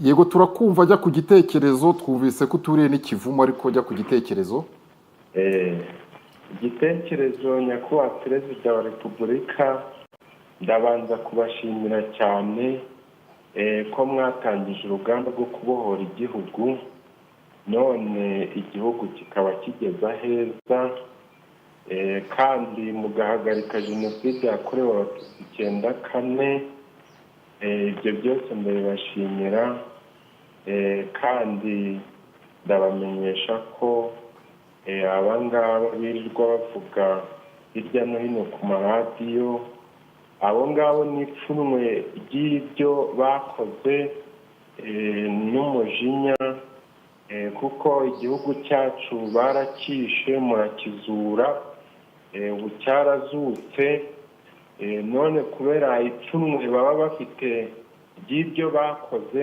baba bashaka kujya kwishyira hamwe ngo batuyobye ariko abaturage abanyaburera cyane cyane turi maso ntabwo tuzabemerera kuko ntabwo twakongera kwemera ko igihugu cyacu cyongera gupfa kandi ndashimira Imana yabaduhaye nyakubahwa perezida wa repubulika urakoze cyane ndakumva kandi nyakubahwa perezida wa repubulika abanyaburera hano Butaro mu mirenge 17 igize Burera turagushimira cyane kuko wadukuye muri nyakatsi y'amazu n'iyo ku buriri ku buryo cya gishanga cyitwa Kamiranzovu na Rwarugezi twahiragamo ibikangaga byo kuryamaho, ubu dusigaye turyama kuri matora, kuko cya gishanga cya Kamiranzovu waragitunganyije neza, ari nabyo bitera ipfunwe n'ishari abo bicanyi. Urangije kugitunganya ubu gisigaye kera gukuba inshuro 10. noneho Rwarugezi rwa Kamiranzovu wararutunganyije, ubu ruri gutanga amadovize n'amashanyarazi. Nyakubahwa Perezida, i Burera turagushima cyane kuko watwubakiye kaminuza mpuzamahanga, mu gihe mbere ku ngoma y'igitugu ibyiza byose wasangaga biri kwibanda ahantu hamwe, n'ibindi bizaza ya ruguru. Turagushimira Nyakubahwa Perezida wa Repubulika kuko twari tumerewe nabi. I Burera wadukijije amavunja mu isoko, igihe waremaga isoko ntabwo waburaga no guhura n'abantu bageze nko kuri 50 barwaye uburwayi kubera kanyanga nyinshi. Adriyani turakumva. None ubu ngubu abaturage turi neza. Ndagushimiye. Bityo rero Nyakubahwa Perezida Adriyani, turagira ngo ugane ku musozo, turagira ngo usoze igitekerezo cyawe, twakire n'abandi. Igitekerezo cyanjye ni uko ubu ngubu twiteguye neza kandi duhagaze bwuma, nta muntu uzadusubiza inyuma mu byo twagezeho. Ibyo twagezeho abitugejejeho turamuzi, tumufatiye iry'iburyo, nta muntu wamuduteranyaho, dufitanye amateka n'igihango, kandi Imana yamuduhaye iragahoraho. Urakoze. Hirya y'Imana ntabwo turi bujyeyo, nta kindi kiriyo. Adriyani turagushimiye Nyakubahwa Perezida wa Repubulika. Nyakubahwa Perezida wa Repubulika Adriyani, turagira ngo twakire n'abandi. Abanyaburera, tega amatwi icyo umukuru w'igihugu akubwira. Adriyani, biri gukorwa imeze neza. Nyakubahwa Perezida wa Repubulika, turagira ngo mugire icyo mubwira abanyaburera, hanyuma twakire n'undi. Icyo nababwira ni iki se ko yabivuze? Adriyani yabivuze byose. Ibyo tugerageza gukora biteza abaturage imbere tuzakomeza, n'ibyo namubwiraga ko ibindi biracyari imbere birushijeho. Murakoze cyane. Reka twakire undi ku murongo wa telefone, tumwibutsa ko atarenza umunota umwe n'igice kugira ngo twakire n'abandi. Alo?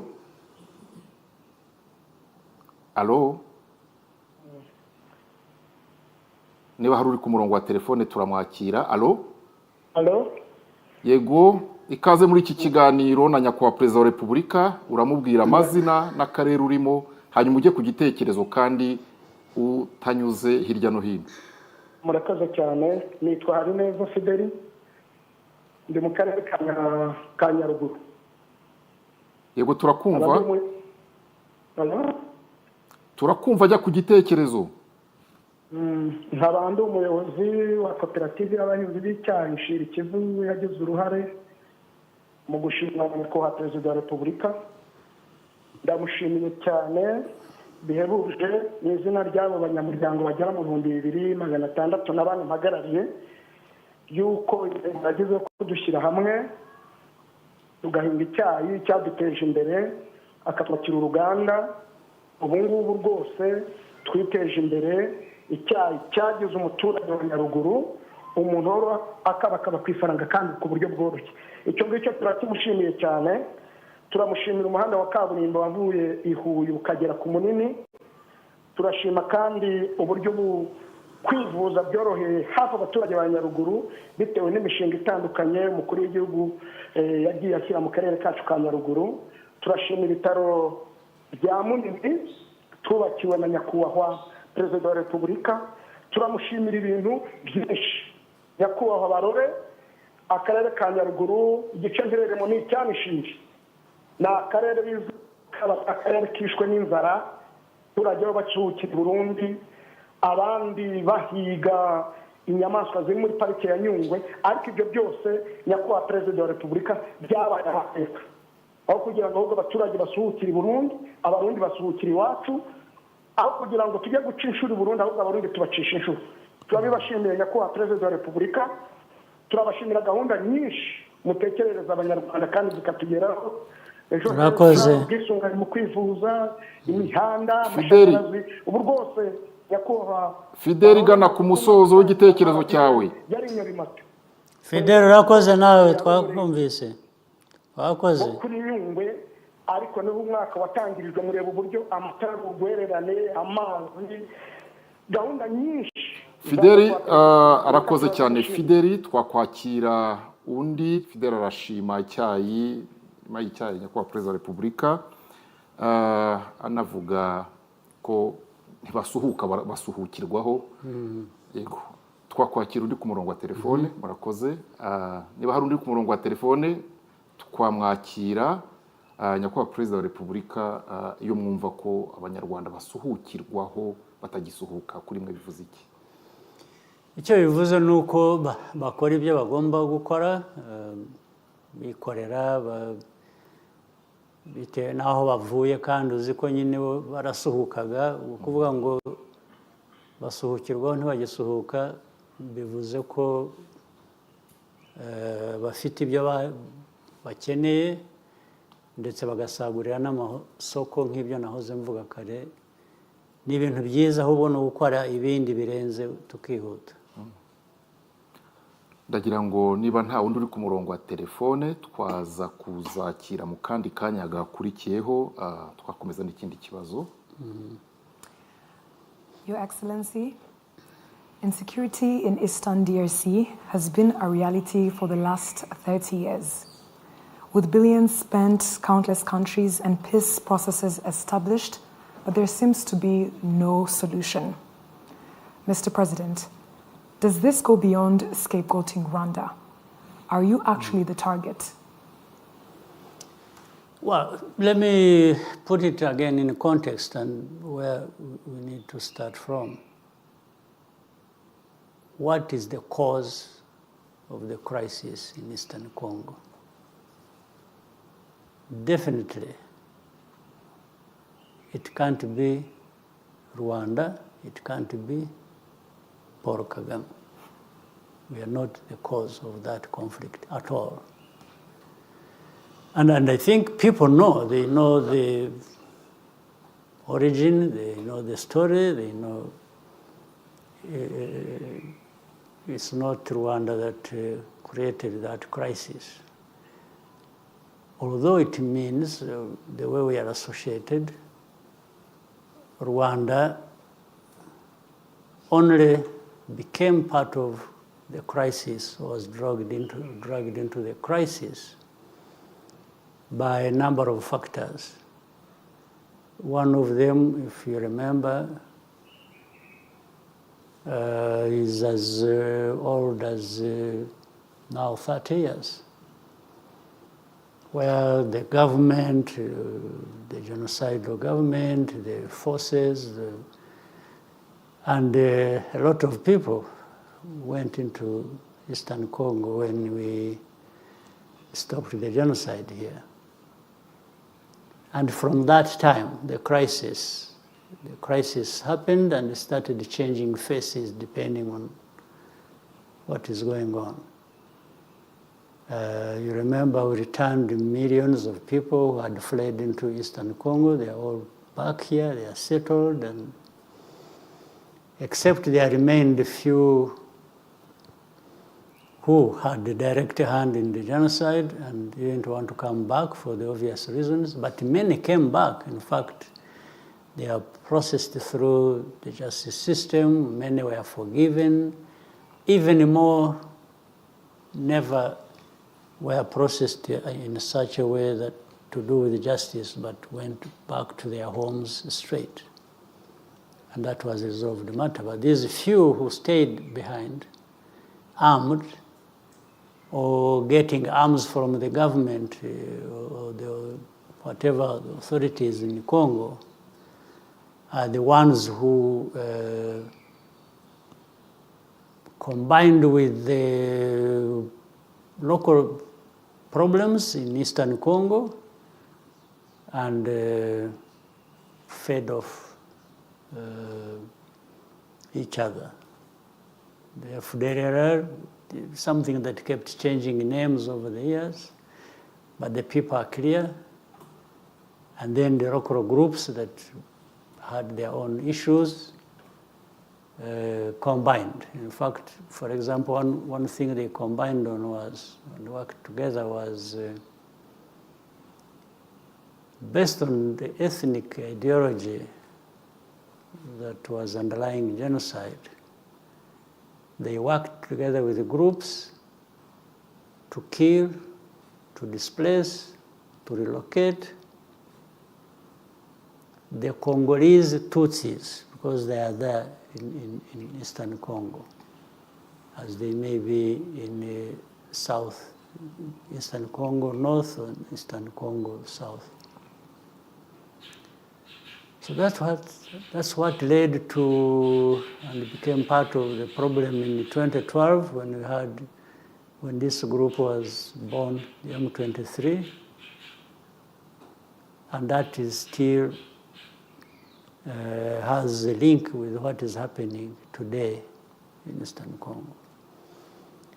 When you see the hate speech, when you see the public execution and displacement of people and others being turned into refugees, you are aware we have over 100,000 now of refugees from Eastern Congo, whose only crime was being Tutsis, but at the same time Congolese. But the Tutsi side is what caused them problems. How these people went to Congo, or happened to be in Congo as the citizens of Congo, is not an issue anybody can ask me to answer for, or hold Rwanda responsible for. The history is completely different.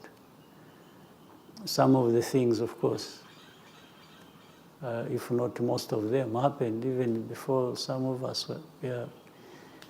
I'm a very old man now, but those things happened before I was born. Yeah. So how can... So really that is the question now. And the issue of the UN peacekeepers or other efforts that were carried out to allegedly address the problems in Eastern Congo, the solution was never found, not even anywhere near to a solution. Yes, but so many groups were brought in from outside. This is why I'm saying outsiders don't really address many problems. They've spent many years, decades, so to speak. They spent so much money, but we have the problem even getting worse. So you don't also want to think that it is the problems of the outsiders. The bigger part is there has never been a government in Kinshasa, the capital of DRC, that addresses the problem. I'm not even sure whether they really want to address the problem. I think maybe having a problem, as long as it is hurting those you don't like, that's the way they want to keep it, and keep it forever.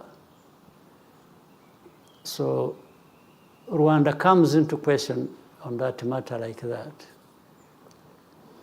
And for us, we tried to work within the different frameworks that were created to address the crisis. The East African region, the African Union, whatever efforts that were there, even from the outside, whether it is the US or France or European Union or UK or China or whoever really wanted to participate or to contribute to a solution, we were there always working with them. But somehow, the problem continues, and even it gets worse sometimes. But the main question to be raised is about the government, the governance of Congo itself. Because they should have seized on this opportunity where the whole world is present to help, but they end up not either helping or not helping adequately or even worsening the problem. So Rwanda is just caught up in all that, but we really have little responsibility, if any.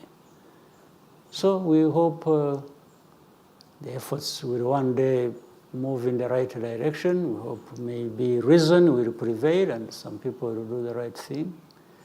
But Rwanda is there always to participate and support the efforts to find a peaceful resolution of the problem. Yes, Your Excellency, you've mentioned that the problem has been there even before you were born. What can you tell those who choose to ignore the root causes and continue to highlight you as the problem? Well, but I don't mind highlighting me as a problem in as far as making an effort to find a solution that they don't want because of their own problems. Again, scapegoating does not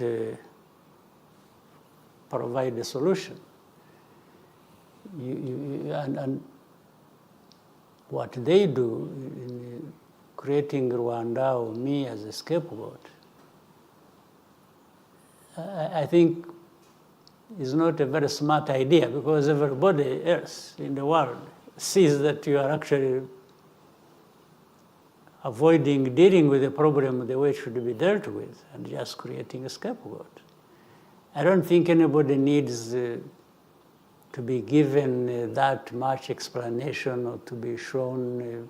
There is nothing that is complicated about seeing how those who create scapegoats are doing it for their own reasons, their own benefit, their own politics. But very clearly, 100%, the matter lies in the hands of whoever is in charge of Congo. I don't know who. Maybe there's nobody in charge of that situation. Certainly, I'm not in charge of that situation. Akwa Perezida wa Repubulika twakwakira indi telefone bakoze niba hari uri ku murongo wa telefone. Alo? Alo? Alo? Yego, mwiriwe? Mwiriwe neza. Yego, uratubwira amazina yawe n'akarere urimo hanyuma utange igitekerezo cyawe kuri nyakubahwa Perezida wa Repubulika. Murakoze cyane nyakubahwa Perezida wa Repubulika. Nitwa Mukangango Louise, ntuye mu ntara y'Iburasirazuba mu karere ka Kirehe mu murenge wa Gatore. Nkaba ndi umurezi mukuru mu mashuri y'uburezi bw'ibanze bw'imyaka 9 mu kigo aho dufite abanyeshuri 260. Nyakubahwa Perezida wa Repubulika, turagira ngo tubashimire nk'abarezi kuko mwatwongereye umushahara bigatuma imibereho ya mwarimu ihinduka. Tumeze neza, turishimye, dutuye heza, turarya neza kandi turi gutanga umusaruro. Nyakubahwa Perezida wa Repubulika, bikagaragarira mu kuzamuka kw'imitsindire mu mashuri.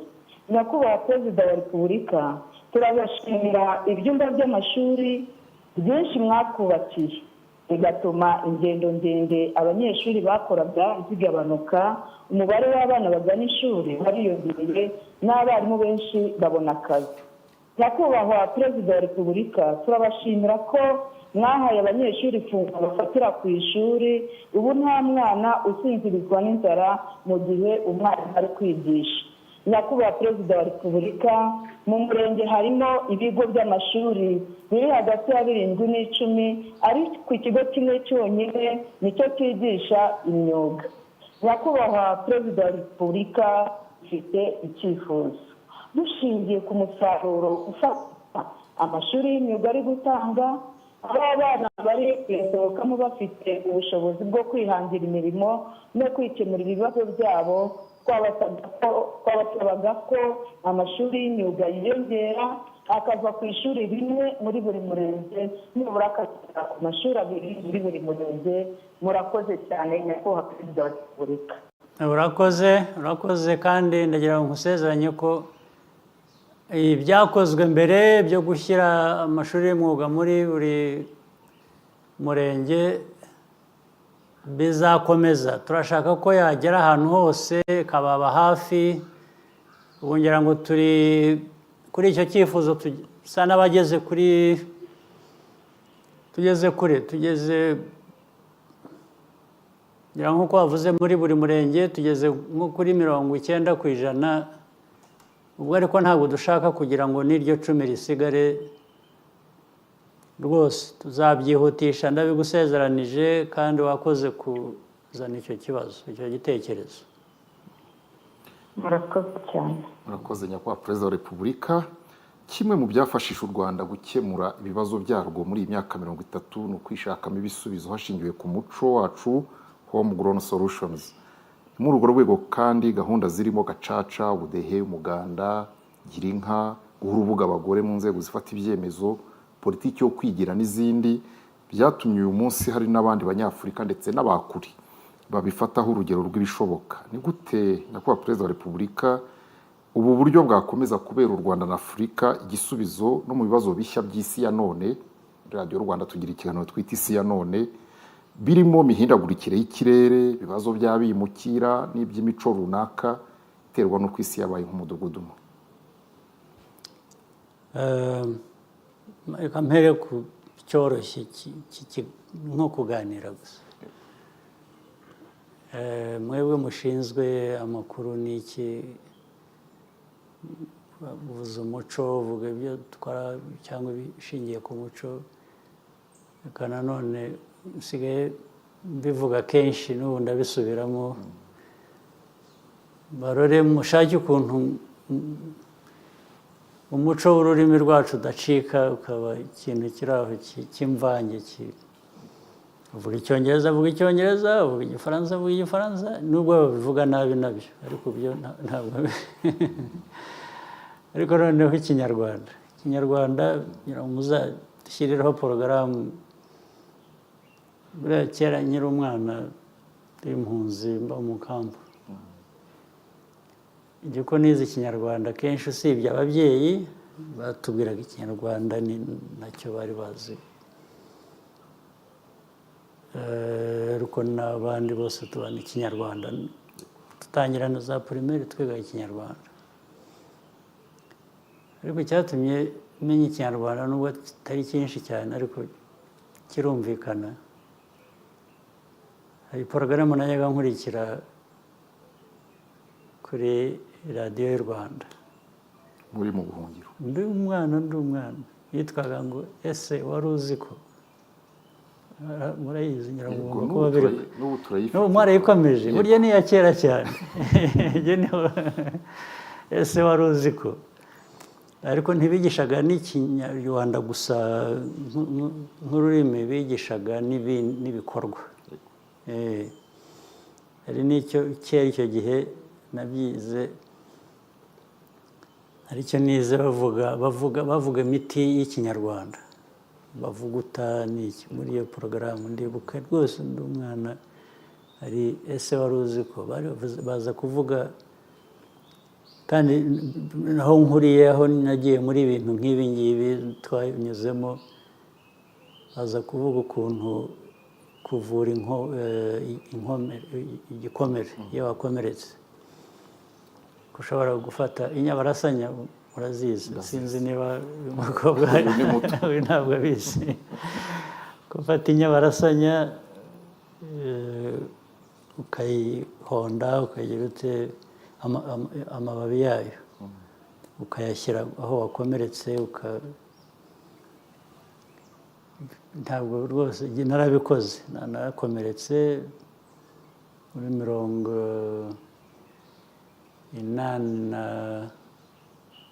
1983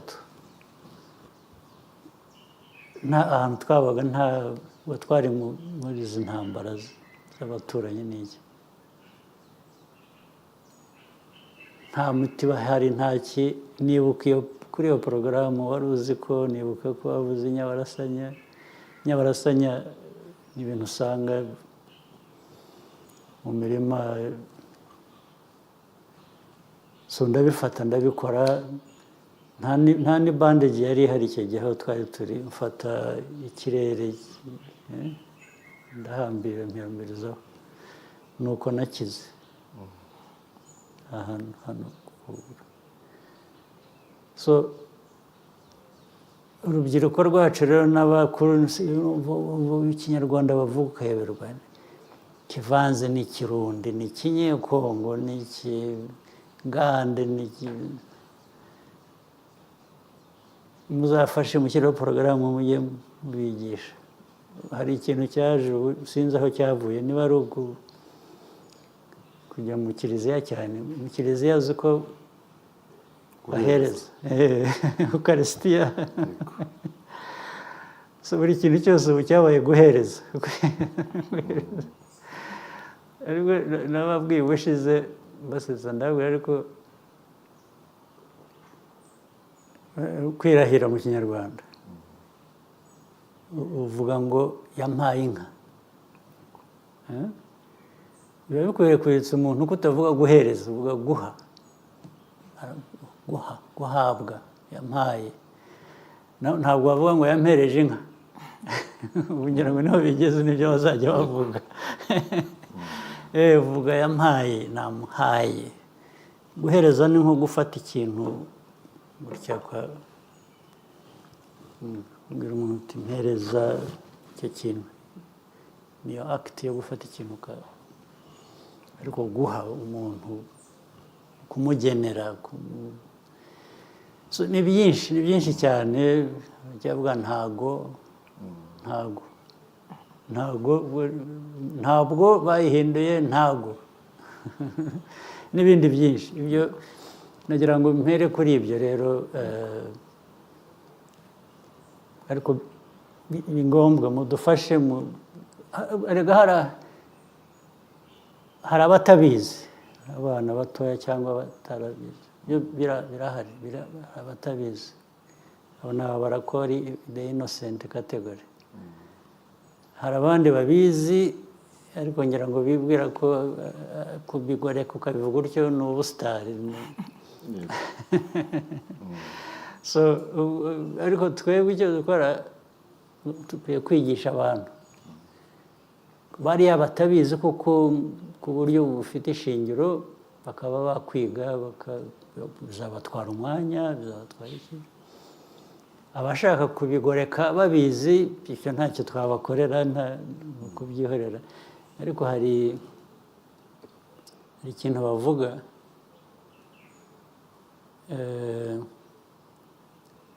umuntu yazi ubwenge ni byiza ushobora kubugoreka reka mbivuge mu cyongereza an intelligent, a clever person can act like a fool whenever they want, whenever it suits them. But a fool, to act like an intelligent or clever person, biragoye. So, but an intelligent person can have both. You can make yourself a fool if you want, but you are intelligent. Nibyo by'urwo rurimi tuzarubahe bamenye ururimi rw'ikinyarwanda ariko ari abantu bafite icyo bashaka kurugorekaho cyangwa iki, ibyo ntuzababuza bazabikora. Ntabwo ari kimwe rero no kutarumenya, kuko iyo utaruzi ntufite uburyo bwo kurugoreka ubishaka kundi. Naho rero imico yacu, ibimaze gukorwa, ibyo tumaze kugeraho, ndagaruka ku kwibohora. Buriya kwibohora byabaye umuco, byabaye ni ideological, ni ibintu bijyanye na politike, intekerezo ya politike. Byabaye rero, ndetse iyo tubona tuva ku busa tukaba dufite aho tugeze, ntituragera kure cyane aho twifuza.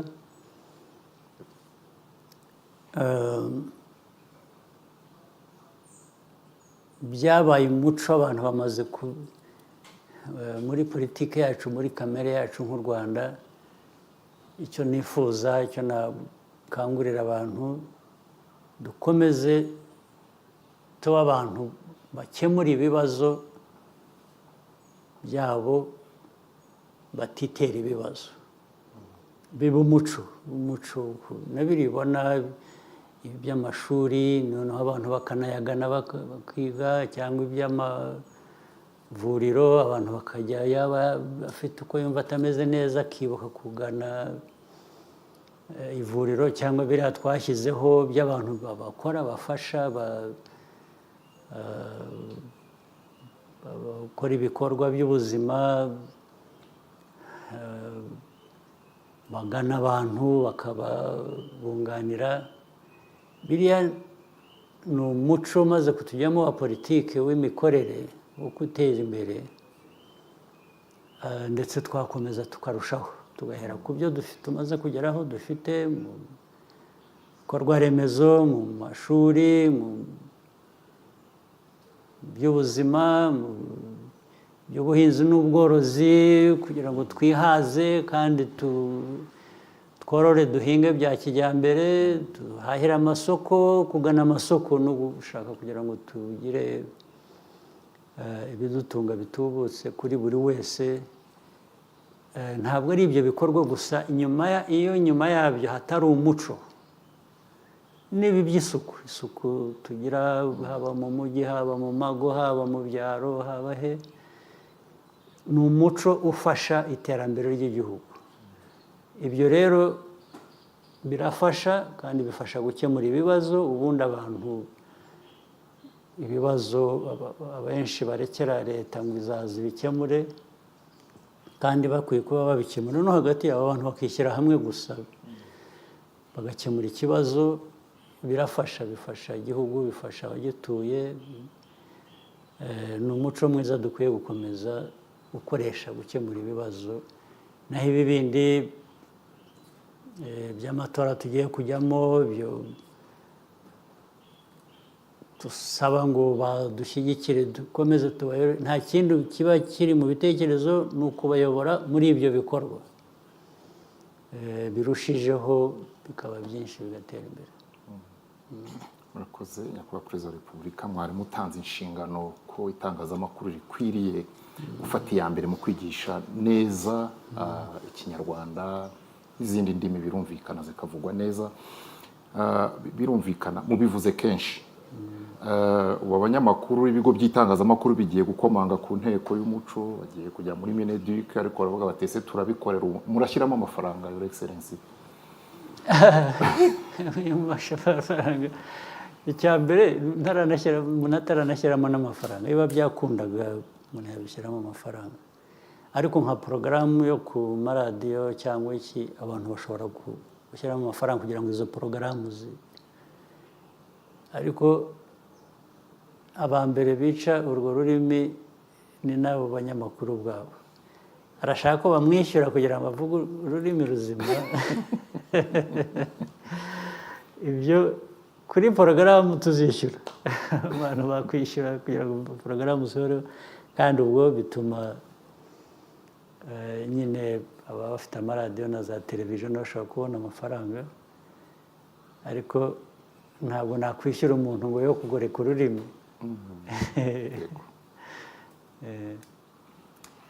Your Excellency, as we near the end of this discussion, on a lighter note, this year is exciting for us as Rwandans for various reasons, but for me specifically, even more so.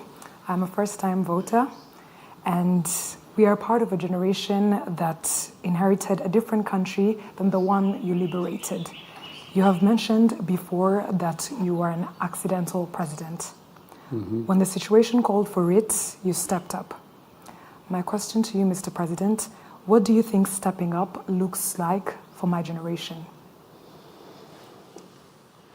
Stepping up is simple. I try to explain it in a simple form. You are going to be a first voter. You grew up, you went to primary school, secondary, maybe higher, tertiary education. All you learned, you have to be thinking of how do I put it into practice. But at the same time, we should also be saying, how do I put it into practice for my benefit, but the benefit of others, your family, your neighbors, your countrymen and women. It's a drive everybody should have in mind. What I'm good at, what I'm capable of, what I want to do, you are doing it for your own good, you are doing it for the good of others as well. And if others are thinking like that, it means also they should be thinking about you. And this really should be part of the education we get. I'm studying this or that, and I've become this, but to what end? But what is the purpose? The purpose is primarily for you as a person, as an individual. You want to thrive, you want to succeed in whatever you want to do or what your life want to be. But you should always be thinking of the other. But can I succeed where others are failing? So you want to succeed where others are succeeding, and their success contributes to your success contributes to your success, and that's how the country grows. So that's really how I want, and this is what I'm always saying when the young people, you must be present, you must be doing something. And some people have a confusion, they talk about politics. It's like, no, me, I don't want politics. But where do you go that there is no politics? Which place is that? I wish I knew. You see, if you don't participate and contribute to the good politics, which will affect you and affect everybody else, the politics will find you wherever you are anyway and affect you. So you stand a better chance if you are affecting politics before it just affects you and it is one direction. So participate, be present, I mean, everybody, people go to church, they pray. I keep talking about this. They're always praying, they're this, everybody says, no, Iman. Good. Actually, Imana yaguhaye all the tools. Yes, yaguhaye all the tools. So why don't you use the tools? Why does God give you the tools and you keep going to beg or thank or God every time? And except using the tools that God gave you to be productive for yourself, for your family, for your other colleagues and country, men and women. So this is In a simple way, that's what I think we are talking about. Yes.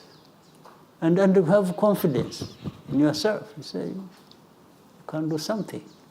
May not do, one may, I mean, people don't have the same capacity or level, but think about yourself first. Don't do things comparing yourself with another, no. Like, I think one thing you used earlier in our discussion, compare yourself with yourself. You're saying the best you would look like what?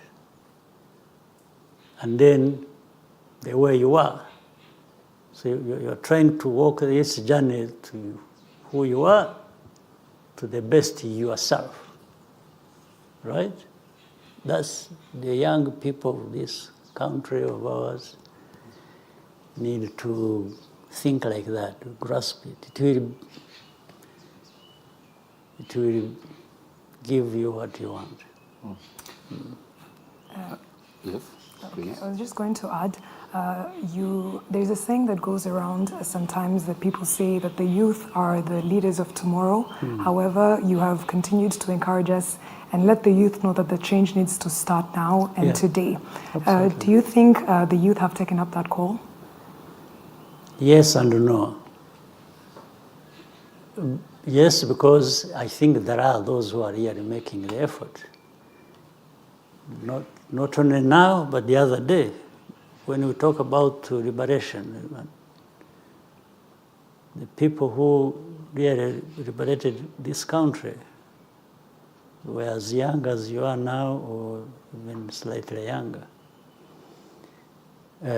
So they answered the call. They showed up when it was needed. So even now, there are those who actually do their best. You can see it. But I wanted to say here, I was saying no because some people think it is automatic. That if you are young, then everything is okay. No. It's not automatic. You have to be young and have that drive to use your youth, your youthfulness, your whatever you're good at, to be productive, to be present, to give life a meaning for yourself, for your country. It's not automatic. There are people who just think, yeah, we are young, they're making demands, but it's not that. It's you are young, but you should make an effort. You should invest in yourself and in what you are doing. So yes and no. I think I can see the young people showing up, and you can see already, I mean, one example that is not far, our cabinet. Cabinet is now, I'm the oldest man in the room. so trying to give them some guidance. So they are doing a good thing. They do a good job. They have good responsibility. So it's yes, but people should never feel too satisfied. Even when you are doing well, you should be worried about tomorrow, about the next day. Are we going to keep doing well? Are we going to do better? Is everybody going to be part of it? Can we bring in more people, as many people as possible? Yeah. Nyakubahwa Perezida wa Repubulika, nk'umubyeyi kandi wuzukuruje mu byo muteganyiriza iki gihugu, abe na agwize n'abandi bana b'abanyarwanda b'urungano rwabo bafitemo ibingana iki ku buryo uzabatega amatwi ejo bundi aha mu gihe cyo kwiyamamaza afite abana bato azumva ko mubafite ku mutima. Ese mwumva mwifuza kuzabaraga igihugu kimeze gute?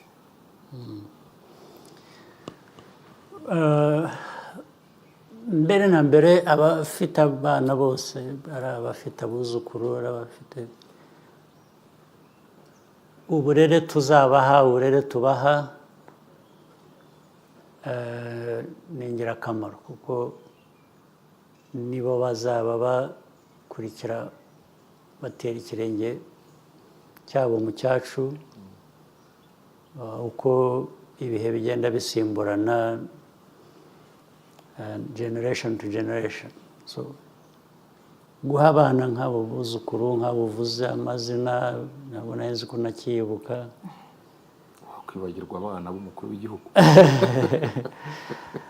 So abuzukuru be uko tubarera ubu ndavuga ari ababyeyi babo ari n'ababereye n'abo babereye abuzukuru uko tubarera ubu bivuze ejo hazaza. Ejo hazaza rero bifuriza ni ukugira ngo bazagiremo cya mbere bazagira uruhare muri ejo hazaza nk'ibyo twavugaga mu cyongereza bituma bagira uruhare rubateza imbere ruteza igihugu imbere. Ariko ibyo bubakiraho n'ibyo twubaka ubu by'amatora tuzajyamo kugira ngo abantu babyumve neza ni ukwerekana ko iyo wubaka ubu uba ushaka ko ibyo wubatse biramba bizaramba ari uko abashyira ikirenge mu cyawe bagera ikirenge mu cyawe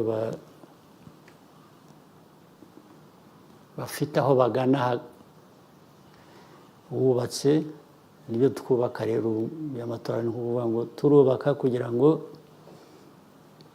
ibyacu birambe abatoya abavugwaga hari n'ababari inyuma n'abandi babari inyuma uko bagenda barutana buri wese agenda agera ikirenge mu cyundi u Rwanda rugira uko rube uko turwifuza rugira ibyo twifuza bitubereye. murakoze nyakubahwa perezida wa repubulika turabashimiye keretse mwagira icyo mushaka kubwira ababategereje mu minsi iri imbere babasanganiza urugwiro turi mu rugwiro hano mwe mubasanga muzabasanga mumeze mute? Nibwira ko nta kizahinduka dufite murabizi dufite amateka yacu amatora tora nta ntambara yantera ubwoba nta ntambara yantera ubwoba nta biki byo wenda tuzasanga ibindi bishya byubakiye aho ngaho ntabwo nshidikanya ko igihugu cyiteguye kandi nta kizadutera ubwoba nyine nubwo hari bombori hirya no hino iyo ngiyo dufite umuti wayo. murakoze nyakubahwa perezida wa repubulika turabashimiye cyane umwanya wanyu muhaye abanyarwanda dushimira namwe mwese abari badukurikiye n'abahamagaye mugatanga ibitekerezo byanyu dushimira media fraternity itangazamakuru muri rusange twabanye muri iki kiganiro nk'iki nyakubahwa perezida wa repubulika ntikigasibire natwe ntituzagisiba. Murakoze mugira ibihe byiza.